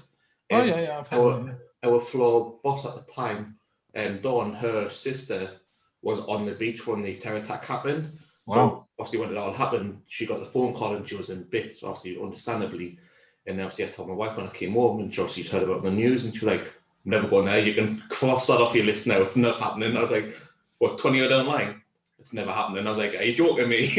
You can't let one bad episode have a negative effect forever. It's not. It's like, that's it. I'll go myself then. I'll go myself. Well, so never going to go in New York? Yeah, that's it. Yeah. Or Boston? I was like, well, we went to Turkey last year. Paris? In August. I was like, well, what about all these Turkey attacks that's happened? Obviously in the capital, we're not far from the capital. Only a couple hours away from the capital now. So... I should have been to London since 2007. She was in London in 2008, the year after. We went for 18th birthday in London. So there's no difference there. It's that's why I don't understand people like that. I'm not going there because it was a terrorist attack. Yeah. everywhere has been a terrorist attack now. You could go to Paris as a terrorist attack. Yeah, she's a special breed. You've met her, you know she's a special breed. I hope she doesn't watch this. Jeez, guys. I hope she does. It's nothing I don't tell her. Look, we're honest. She knows this. Rand is a mindset coach, and he's telling you, Christina, it's okay to go. It's okay. Let's get this. So this video's been going for 2 hours now. I'm going to tell her to look at this point. It hasn't really been going for 2 hours. I was just using that. But yeah, she's got in her mind, like, if something's bad happened, she doesn't want to go there. But then she'll forget about something that has happened just to go there. So it's crazy. When we apply emotional attachments to memories, and they stick in our heads, and no amount of logic can fix it. You just got to replace it with a different belief. That's it, because like we've been to Turkey, like myself and my wife, before like the riots kicked off like a couple of years ago there in Istanbul, in the capital, with obviously the armies and stuff. Like, we'd been there growing up many a times. Like, she loved it, I loved it. There's different families, and we'd only ever went once as my family. Was the first kids holiday my mum and my dad paid for us to go to the Saudi in Turkey, and it was really nice. But yeah, so her thought to say I'm not going because of this, or I'm going to go only to Turkey because I've been there and I know it's not like that. Normally, for me, it's mind blowing. Yeah, it can happen anywhere, anytime, anything. Yeah. Well, this is my. Someone asked me recently, just for a tongue-in-cheek question, if you could ban anything, what would it be? And I don't believe in banning anything, but I said I would ban the news. Because what the news does is it curates. It installs fear in people. Yeah, it curates the worst stuff going on, and then it tells you about it. Mm-hmm. Right, so you can only see a minute fraction of everything in the world. But so why would you choose to look at the worst stuff there? Why show you the bad stuff? Yeah, just focus on something good. Yeah, don't report on that badness.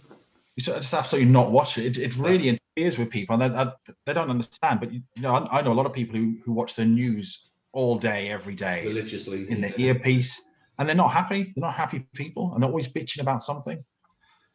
And when I challenge them, say, "Why are you watching the news then?" Bitching about this and that and the other. So, well, don't watch the news. It's your own fault. So I'll say, well, how do I keep up to date with what's happening? So who cares what's happening? Exactly. Care about yourself, what you're doing. That's it. That's the only thing that matters. Care about them now, like not for you, like not anybody else. Yeah. It matters. I gave the news up about 3 years ago. Yeah. Never watched it since. I can't remember the last time I listened to the news or watched the news. It doesn't interest it. I don't need to know about it. No. That's it. Well, I've probably said this to you guys before.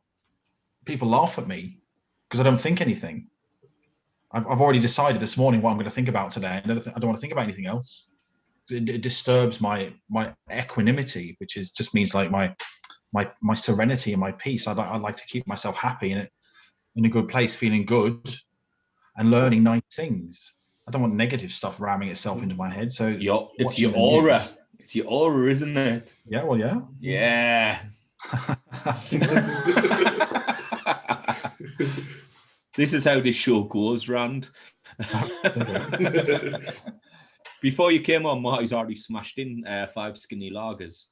All right, very good. I don't 89 calories though, so they're all right. Well, I was thinking earlier on. I've never known a podcast where anyone will be having a beer on it before. I'm sure there must be. Have you not seen Joe Rogan's podcast? Yeah. No, I haven't. No. Oh, marijuana. He's on the gang. Joe Rogan's podcast is one of the best podcasts out there. Second to this one. Yeah. But there's also Bert Kreischer, if you ever seen The Machine, the comedian, always takes his top off. He's a fat bloke. No. He actually gets stoned and drunk before he starts his podcast. So when it comes on, he's absolutely steaming when he starts it. But that's what he's been known as. Like, he goes on the stage and downs a pint before he does his stand-up. He's quite Bert Kreischer. You probably like him, especially when he talks about when he goes to Russia. That's an absolutely tremendous. When we were young, when we were kids, like teenagers back in SA, we might smoke a couple of joints or whatever and have a few beers. and think we were the cleverest, wittiest motherfuckers who ever graced the planet. And then one day we thought, oh, we're going to record this because we're speaking so much, profound wisdom, and it's hilarious at the same time. And then you record it, and then you listen to it when you're sober to pull out the nuggets of wisdom. And it's just, you think, oh, I'm a complete douchebag, aren't I? You never get anything good out of that. Do you know what I instantly thought of when you started the story and you went, and we'll had a few joints, we had a few beers, and we thought we're the smartest motherfuckers. I'm thinking to myself, Rand's sat there, he's got cornrows in, he's got a vest on. He's sitting there, he's got a big bottle of beer in his hand. I did used to have quite long hair. See if I can come with some photograph. I had quite long hair till my mid-30s, I think. So, like me. Yeah, I did. I can't grow the beard though. That's the thing. Remember, I said the other day I was trying to grow a beard. Yeah. I tried for a couple of weeks, and it was just such a pathetic attempt. Bollocks! I'm not doing that. It put a negative outlook on you, did it? They have you heard the phrase "comparison is the thief of joy"? Yes.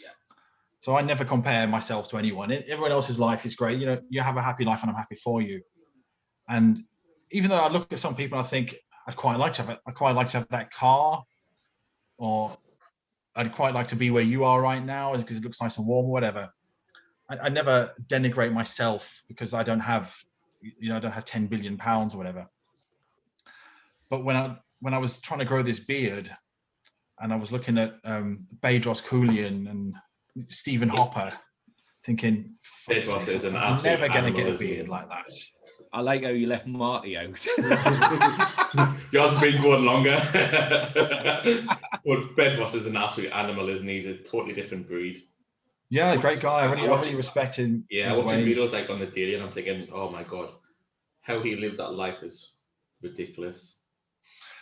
It's the non-apologetic manner that he has that I most admire. He just says what he wants to say, and that's really the end of that. Yeah, that's what I appreciate most from him as well. Like, this is his voice, it's his opinion, and he doesn't care. Like, so you shouldn't. No, absolutely not. That's there's a mindset that people like Bedros have. So my doctor has it. He's an Irish doctor, and he has ultimate self-belief. You couldn't tell him he's wrong, and he just wouldn't hear you. It wouldn't occur to him that it's not the right thing. And people hate him. I know people hate him, but he comes across as so incredibly arrogant. But I really like him because he just doesn't care. He's just not interested in what other people think of him, and I really, really admire that in people. And at first you think that's like almost psychotic if you don't care what anyone else thinks of you. But there's a big difference, isn't there? There's a big difference between the Yorkshire Ripper and Broski. Neither of them care what other people think of them. Or did you see that thing on Netflix recently about Richard Ramirez, the Night Stalker? Oh no, I was meant to watch it, but I never watched it. But it's really good. It's particularly good. And the thing that really, really hit me with this show is this guy committed some of the worst atrocities of any serial killer ever. Not that any of them are, particularly good, but he just was very random. He just killed anyone, killed and raped anyone, young, old, didn't care about it. There was no demographics with him. He just did anyone, right? It's a complete twat. And when they arrested him, he was such a wimp, right? It was pathetic. And he kept trying to be cool, and like wearing big sunglasses and strutting around the place. I just thought, you're just pathetic. You just want a bit of attention. You're probably bullied at school or whatever it was. And just the difference in mindset for someone who's successful and believes in themselves, and then someone who is just so completely arrogant, they'll just kill people for jollies. There's a massive difference between those two groups of people. And, one of them, you might think, well, they're awful, they're rich, and they're snobbish, and they don't care what other people think of them. but there's nothing wrong with that. You know what I mean? That's just our lack, our insecurities being projected. And I bet that the Night Stalker would probably think Bedros Keuilian's a dickhead, because of his his mindset. But when we see successful people and when we feel negative emotions towards them, that's our insecurities. And I know lots of people like that they hate. I know a friend of mine the other day was slanging off Alan Sugar and called him a rich wanker or something. And I said, well, what has he done? Why don't you like him? He didn't know, had no clue. I bet he wish he was still him though, doesn't he? But he still wish he was that wish wanger. I don't know if I'd want to be Alan Sugar. You probably wouldn't mind his money. Yeah, I'd have his money, but not Alan. But I wouldn't want to transform into Alan Sugar tomorrow. I'd rather be skint and be Steve Hopper, to be honest. Well, there you go. That's it, isn't it? You'd rather be yourself, and that's the most beneficial way to look at it. And if you want to be rich, I mean, then you have to make that way for yourself. Yeah. And being jealous about other people being rich is the fastest way to not getting there yourself. I always hate people who's rich. At the end of the day, you're getting rich and they've done it themselves. Like, when people say the Kardashians, I don't watch the Kardashians or anything like that. But they got something, they ran with it and made money. Like, why hate? Why hate on them? It's worked for them, hasn't it? So why would you not do it? That's what it's about. As we said at the top, that people just hate for hating, really. There's always some projection and insecurity involved in having negative thoughts about people like that. I mean, so it can be beneficial if you look at someone and you just despise them for some reason. You can think, well, what is that? What is it about them that I don't like about myself? And you can probably find out some things that you might want to change about yourself in there. But that's not always the case. I mean, I had a conversation with someone yesterday, and there were some people they knew who I find, morally reprehensible. And they were asking me, well, don't you think that's you projecting onto them because you don't like those things about yourself? I said, well, I wouldn't like those things about myself. If those were my qualities, I definitely would not like them, but those aren't my qualities. But I wouldn't like those qualities in anyone.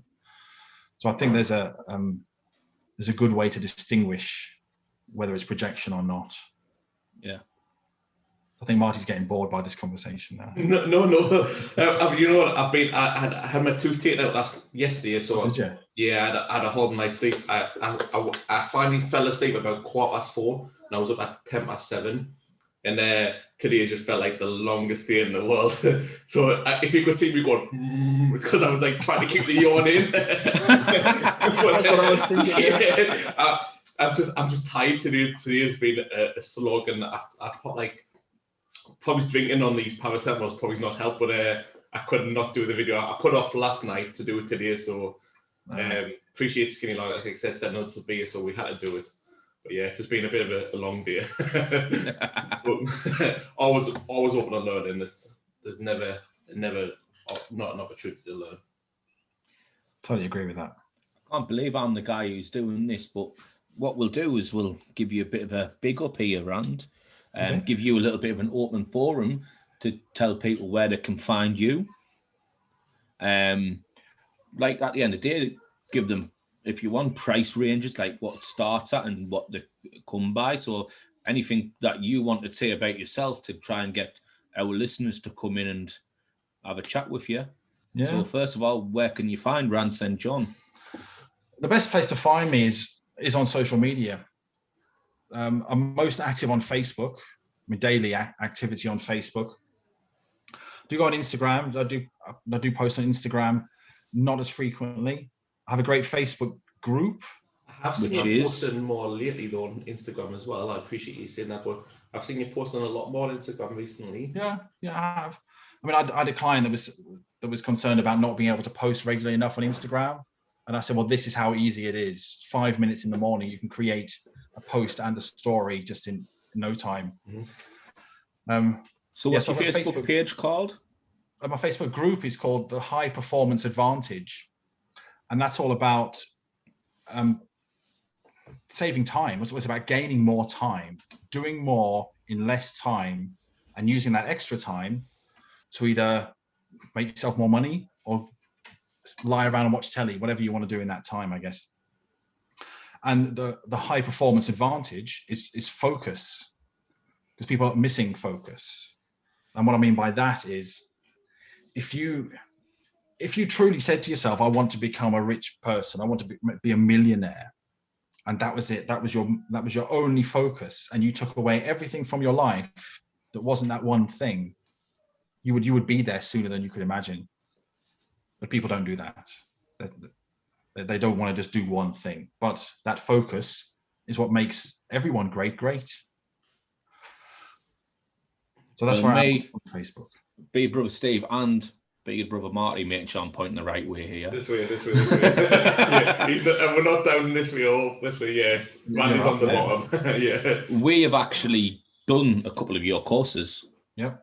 And we both found it mutually beneficial for us, as it has actually heightened our self-awareness, our mindset, and it's kind of helped us with the Big Brothers food. Mm-hmm. So your courses and your mentorship, let's say, has actually grew our brand because of what you've taught us and what you've made us aware of.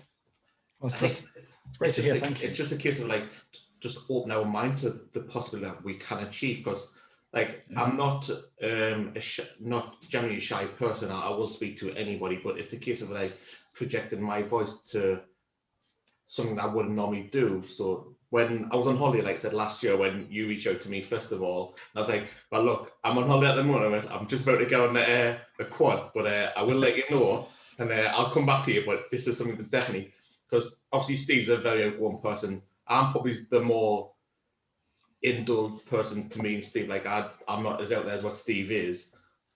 Not gay, not that way. But not to see Steve lighting up like the Christmas tree.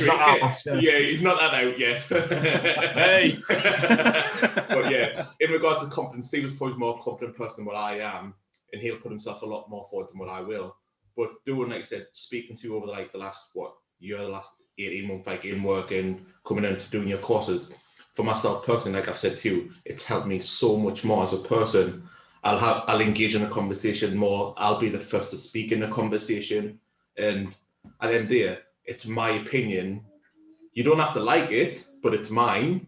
Yep. And I don't have to like what you see it, but it's yours. And just going from there, just moving forward in regard to Big Brothers as well, it's helped us so much more.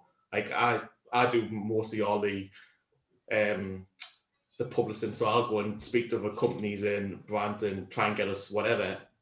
And before having a conversation with you and speaking to Steve and doing this, I'll probably not have done that. And what's the worst they can say at the end is no. What is that?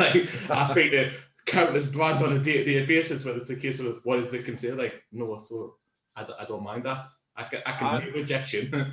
I always put that into the one where you see the most beautifulest woman in the world, like say in a pub, and you're going, I really want to go and ask her out, and you're like, but I don't want to what if she says no? Well, that's it. She just says no.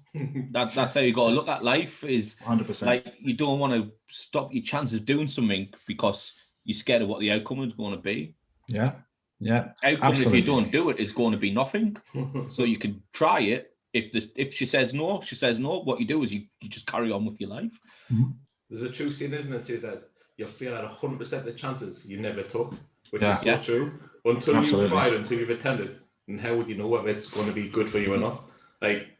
What's the worst I can do if you go ask that son and bed out in the bar and she says no, you come back to the table and they go, hey, you little dickhead, you never got to you get the beers in. No, you come back, you're like, she's a lesbian. She's a dyke. When you go back to the table and your mates are going, ha, you dickhead, inside they're thinking, I wish I did it. I wish I went and asked about it though. That's it. But like I said, doing your course, it's given me so much more confidence as a person, and I believe in myself 100% more than what I did beforehand. So awesome. That's awesome feedback, guys. Thank you so much. What I would say, this has been a real pleasure knowing you, and I'm convinced your brand is going to make some real strides in the near future. And my flagship course, the Mindset Boss Academy, I know that's open to you if you want to take that step to do that. And the things I've spoken about and that I often talk about is really focused down in that program where, like, for example, I'll give an example of the sort of things you can do with it. Last week, I took on a new way of doing a lot of the stuff I do. And I thought, there's no way I can fit all this stuff in, or I'm going to struggle. It was about an extra hour's worth of work a day. And it's not like typing work or anything like that, but it's stuff that I'm doing. And because I fit it into my practices, into my system of sequencing and habitualizing all my work, it takes me about 20 minutes. So that hour's work, which really, if I wasn't focused, it might take even longer than that. It's only taking me 20 minutes, and I'm seeing the results already, some really positive results.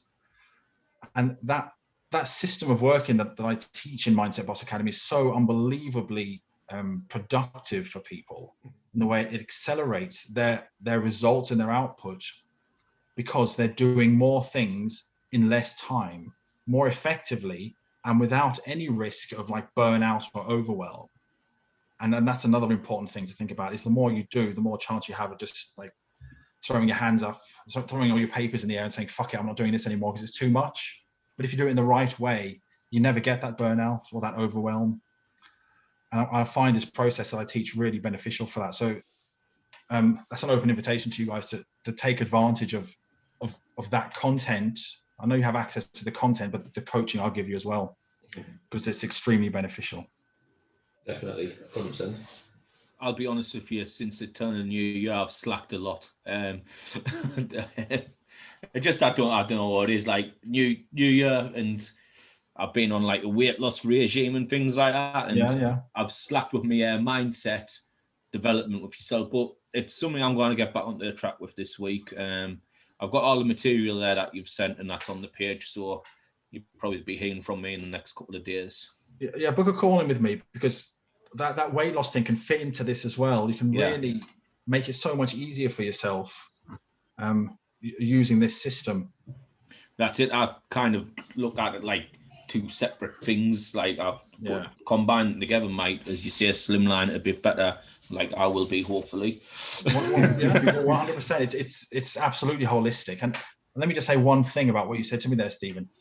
If we, as anyone, if you're doing something and then you slack off for a couple of weeks, if you beat yourself up about it, it's more difficult to start again. Yeah. But if you are casual with yourself and say, well, it can happen to anyone, and it happened to me, but now I'm starting again. If you face it, you admit it, and just go, well, whatever. You don't beat yourself up. If you beat yourself up, you'll try and avoid the issue. Yeah. And then next thing you know, it's 6 months later and you still haven't done a fucking thing. So that's a disaster to beat yourself up. You just have to hit it face on, don't you? Like head on. Yeah. Boom. Yeah. 100%. Yeah. Mm-hmm. Right. We might have to knock this on the head in a minute. It's been an hour. We'll only do half an hour interview. Oh, right. Sorry. I know, but we don't mind overlapping or going over time, because it's just me and Marty talking shit for the last half an hour. Normally. You've saved the listeners quite a bit there. But yeah, it's been fantastic having you on as a guest. Like I said, only our second guest we've had on, but for the people that may listen to it, I can only imagine it can benefit them so much more. Got to start up here, don't you? Yeah. Well, that's right. Yeah. But if any of your listeners just are interested in anything that I talk about, welcome to just connect with me, and we can grab half an hour over the phone. Not a pressurized sales environment, just a quick chat to see what I can do for them.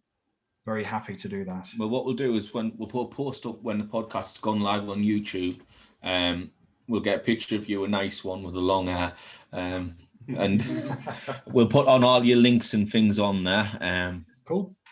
So people can get in touch with you through ourselves, or as you said yourself, just go to you directly. We'll put all the social links in there.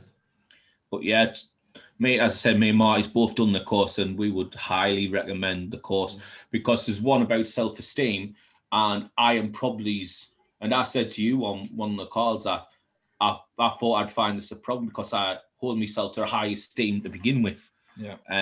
But there was actually still things on there that I never even thought about. And it's actually, my self-esteem is actually even higher. So even if you've got a high self-esteem, you can still get higher than what you've got. Yeah, absolutely. You'll always be driving your self-image to a better and better place. Yeah. Yeah. Randy's, he's also got a couple of books out. We spoke about it at the beginning. Me and Marty both own High Five in the Universe. And it nice is one of, as I said earlier in the podcast, that it opens your mind, like even on the first few paragraphs on the first chapter, about when you how you feel, and it's like you're happy, but let's say your friend died, and somebody tells your friend died, you feel unhappy, but you were happy before that because you didn't know that circumstance, and that because everyone thinks your emotions are not tied to your brain. It's something naturally that happens, but it isn't. Your emotions are attached to your way of thinking, and that's in the first chapter, I believe, of High Five. Well, I think it's one of the most important things. One of the most important things to understand at the beginning of any self-development journey is that our minds control everything. 100% of everything. Everything we see and experience is through our mind, isn't it? So the better you control that, the better your quality of life. It is indeed. And thank you for opening our minds to that. Because I believe without some of your tutelage and training, I don't think we would be at this stage. We'd get there, I believe, but I don't think we'd have gotten there as quick as we did. Yeah, 100%. I agree. I think I said before Van joined that when we first started off, Van was one of probably our biggest supporters and biggest influences. Like, we told you about it from the get-go, and you're like, 100%, this will work, but you just have to put that effort and time in it, which we have done. And like I said, the guidance, the influence that you put across us has helped us massively for this brand. Jeez, thanks, guys. I feel very proud that you're saying that. Thank you. That means a lot to me. I'm going to cut these clips out and then do one long reel of all the nice things you said about me and post it on my page, I think. I mean, to put that as well, Van hasn't paid us to say this either. This is off the cusp, as it normally is with people. Yeah. You all know we're all about honesty. That's all it is about. That's it. If it comes to beer reviews or talking about somebody's working things out, we'll always tell the truth. And if we didn't believe in the product that you're giving out, Rand, we would tell you straight that we don't believe in it. But to be honest, we are living proof. If we didn't believe in the product, we wouldn't have you on the show. Let's just put it that way. Like, that's true. You'd be like, "Can I come on? Maybe next week. We've got a guest on this week. Maybe." Well, if you have a look, we started this brand in December 2019, and from there we went. And it's been during a global pandemic. We went from having just an Instagram page to having now an Instagram TV series, to now having a podcast, to having it on Facebook, Twitter, and also having a webpage and a YouTube channel. So far within the space of, let's say, a year and 2 months, this is where we're getting to. And do you know what makes me laugh about this full journey that we've been on so far? Like, I came to you in probably May 2019 and I said, Steve, I've got a really good idea. Let's go. He went, what? I was like, let's go out and review food on a live basis. He went, nah, they want nothing to do with that. Not having none of that. I was like, all right, fair enough then, no problem. In probably October, November time that year, he goes, Marty, I've got an idea. I was like, what's that? He went, let's go out and review food on a live basis. I was like, are you joking me? I said it 6 months ago. He's like, oh, I wonder where I got that idea from there then. Disclaimer, it was all my idea. Fuck off. But yeah, it's been fantastic. Like I said, from where we started to literally just maybe a couple of people know about it in work to now we have like over like 1,100 followers in. It has been a tough year, undoubtedly a tough year, but for us to go how we have gone so far, like Steve said, going from just posting photos like every day, every week, etc., to having the IGTV, having YouTube, having everything else that's gone with it. It's been class.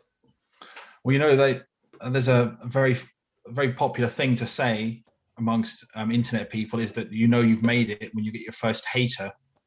That's it. Well, that's it, isn't it? Yeah. And that guy was last night. Well, I listen to the Pat McAfee show because he's quite funny, Pat McAfee, but he's also used to be a punter in the NFL, and he retired quite early because he just couldn't put his body through it anymore. And he says at the beginning of all of these shows, it's like a clip when he first started, is that he grew his brand organically. Yeah. So he never took shortcuts. He never paid people to share information and things like that. And he grew the brand with the people who wanted to follow him, not people who got paid to follow him. And that's what we've done. So yeah, we might only have 1,100 followers. People like, oh, I got 1,100 followers. But the followers who want to follow us, it's not followers who are being, follow this, you know what I mean, by somebody else big, and they pay them 50 quid to do it. Well, that's exactly it's exactly it. So obviously we have the following who follows us, like my good friend. I don't want to mention him for this reason, but he has the clothing brand. You know what I'm talking about? Mm-hmm. Yeah. Right. So he started obviously his clothing brand in the pandemic, same as obviously what we did. But he's from Shields and he knows quite a few famous people. In overnight, he maybe had like 1,200 followers, and he's like, "Oh look, I know this famous person. I'll give you my T-shirt where you just put it on," because he was good friends with him. So he did. And overnight, he went from like 1,200 to 4,500 followers. And then obviously he knows because he knows other people, and he's obviously give them obviously a couple of clothing ranges to wear, and he's paid for them. Obviously, it's worked for him, which obviously no doubt it's good for him, and he's making good money from it. But we haven't gone down that route. We've gone down that if you like us for who we are, that's fine. If you don't, then you don't have to be a part of us. Yeah. So obviously it works for people, it really does, but we haven't gone down that route, which we said it from day one. We said we weren't going to go down that route. I'd rather have 1,000 followers who interact and like what you're doing than 10,000 followers who didn't really give a shit about you. That's it. So like I said, my friend's page, like they're not there for his page, they're there for the people that actually represented his page. Yeah. Mm-hmm. Where to me it's great for him, but not as the business type fund. Yeah. Yeah. Well, it's the same anyway, you know, like I do want to grow my Facebook group, and it's not growing like at a really fast rate because I don't push it like that. And then when I go to other groups and look at the people who are following them, and I think how have they got like 40 people to join in the last week? And I look at the people who have joined, I think, well, I wouldn't want those people in my group anyway. Yeah, did. So yeah, organically is the best way to do it from a very specific potential of revenue, because the people they're only going to get revenue from are not the people who are just hangers on or came there because they saw someone famous wearing your T-shirt or whatever. If you ever want to wear one of our T-shirts, Rand will be more than happy for I always wear the same T-shirt when I do videos.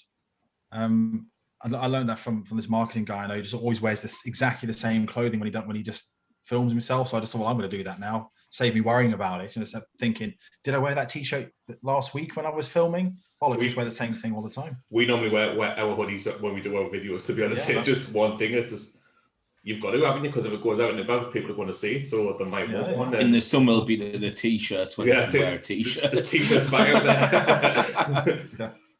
But yeah, it's been, like I said, so far, what it has been, it's been a fantastic journey for us, and very well, that's been a part of it. Like I said, from the get-go, it's massively appreciated. No, I love it. I love your brand. And I think on that note, I think we came to a natural conclusion. Because I'm dying for the toilet, mate. I'm absolutely busted. I've got 6 bottles deep. I'm dying. I'm now 5 bottles deep as well, and I've been 6 bottles for the pass out, to be honest, and I'm thinking I need this toilet sooner than later. But no, Rand, it's been an absolute pleasure having you on. As I said, we'll put all your information on our page on a post, and we'll share that on Facebook, on Instagram, and Twitter, and obviously we'll put the link to this on. If you haven't subscribed to it yet, Rand, it's on YouTube. I have subscribed to a YouTube channel, yeah. We need them subs. we need them 100. That's it. I remember us pushing, like, I know we're not massive bothered about followers and stuff, but when we're like sort of like, let's get 1,000 followers, we can get 1,000 followers, like personally then I think like we did a good job.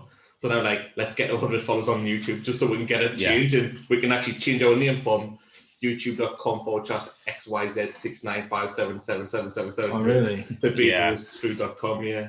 It needs to change. That's why we need them 100 subs. And if you ever get your podcast on the go, we'd be more than happy to jump on with you.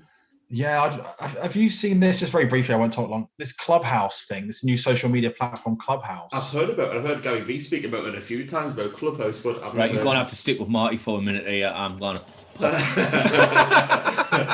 We'll talk about it another time anyway, but I'll let you go. You obviously drank too many beers.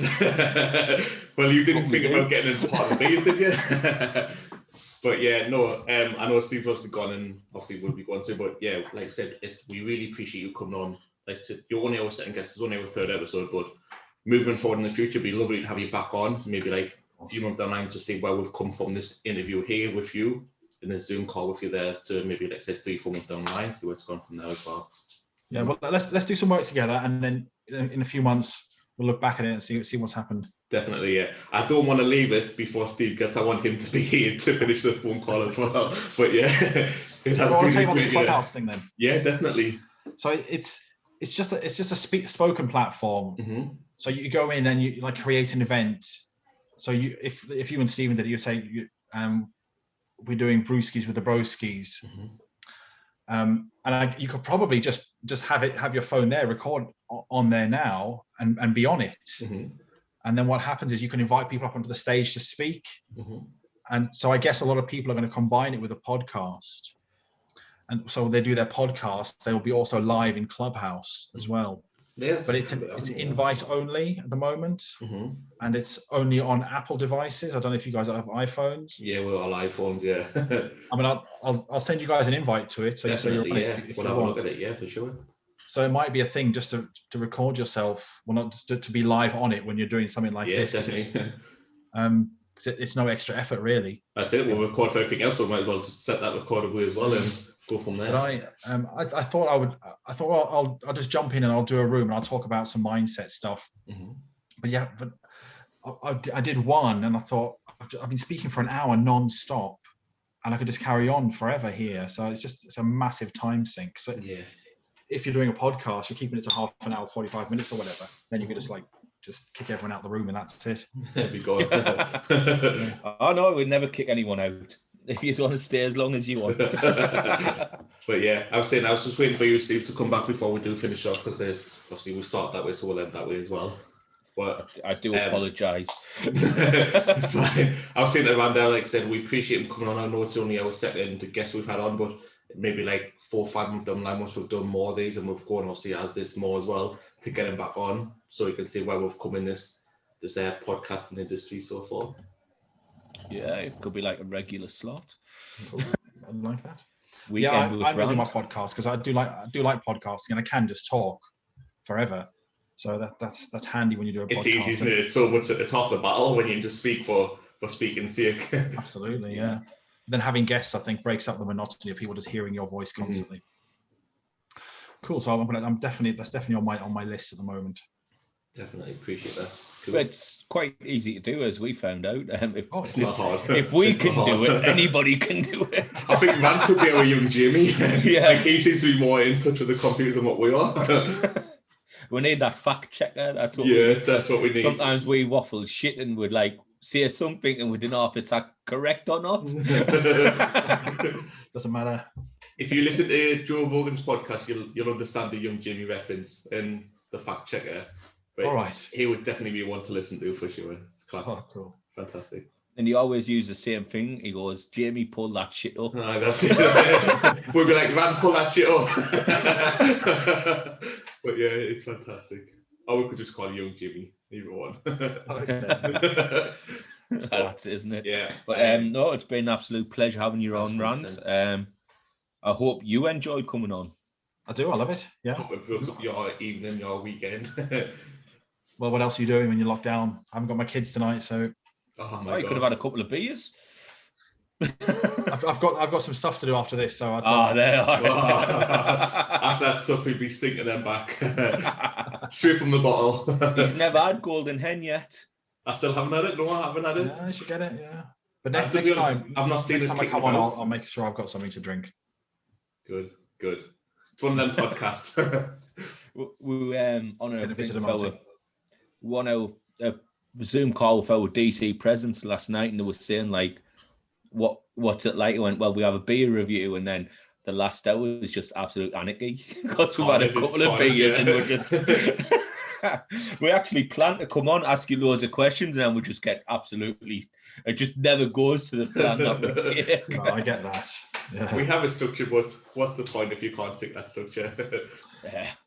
Well, that's always the way. I know it's partly my fault because I do talk a lot, but so don't feel bad. Oh no, we get We don't feel sidetracked bad. far too easily. Don't feel bad. We discussed a beer for 5 minutes and then we're speaking about something else for the next half, and I'm like, oh, actually, let's go back to this beer, but we should have been talking about to start with. Like when Skinny do a review, they'll be like, "Who's this Darren bloke that we're talking about?" We spoke about your book for 20 minutes before we went back to the beer. He is negative. He needs one of your courses. No, Oh, really? I don't know whether there's enough courses for him to actually. He's the polar opposite to me. Like you wouldn't believe it. Yeah, it's quite. Send it my way, mate. I don't think you could help him. I don't think help could help him. He's so in his own way to his dad's, but he's a lovely fella, but he's so negative. Oh, nothing worse, man. No. Makes you miserable. Exactly. Well, he is miserable. It's like we said, half of him type of guy, isn't he? Yeah, he is.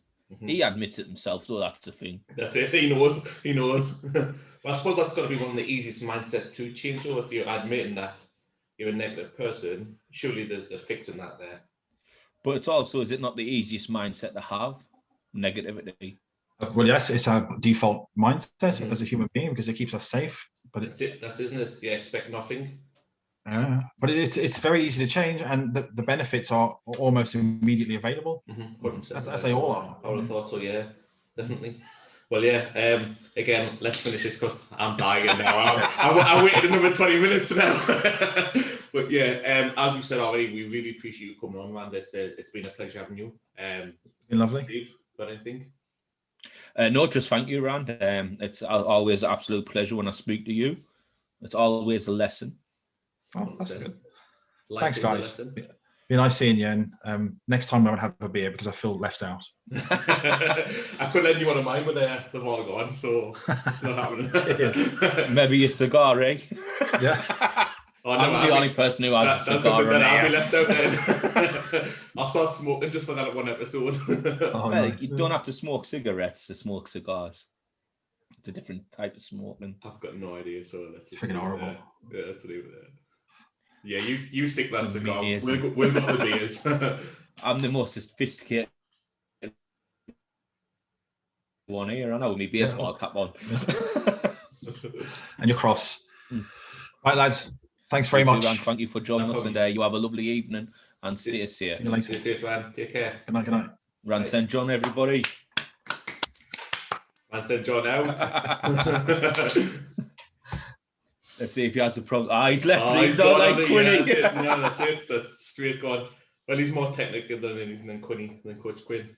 That's it. But So yeah. what we'll do is we'll get this done. Are you jumping on Pints of the Presents straight afterwards for half an hour? I have to have a piss eye. Yeah. Right. I'll see you there. Thank you for joining us again on this podcast. Appreciate tonight's podcast, we've had Skinny Lager, Skinny brand lager, 89 calories, and it's 4%. You can get from B&M's, Tesco's, Home Bargain. Get yourself down there, give it a try. It's a nice beer. It's crisp, it's light, and it'll probably be more for the summer, I would say. Then the second half of the show, we had Rand St. John on. He is a life coach, and as you just saying, he's a very, very nice person and quite a funny person as well. He's a really funny bloke.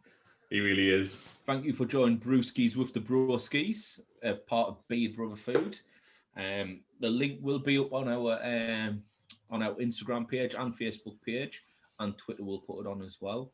And we will also put a post out regarding this podcast as well when it's up and running on YouTube. Got anything to say, Marty? No, just what you said. Thank you very much for joining and listening to this. Like I said, we really appreciate it. Anything else you want us from us, let us know in the comments. Like I said, like and subscribe. We really appreciate it. Get that push to 100. Apart from that, have a lovely weekend. Stay safe. And thank you once again for joining us and taking time to listen to us. We really do appreciate it. Thank you. Like we said there, Ranson John out. Now it's Beard Brothers out. Take care. Bye. Bye.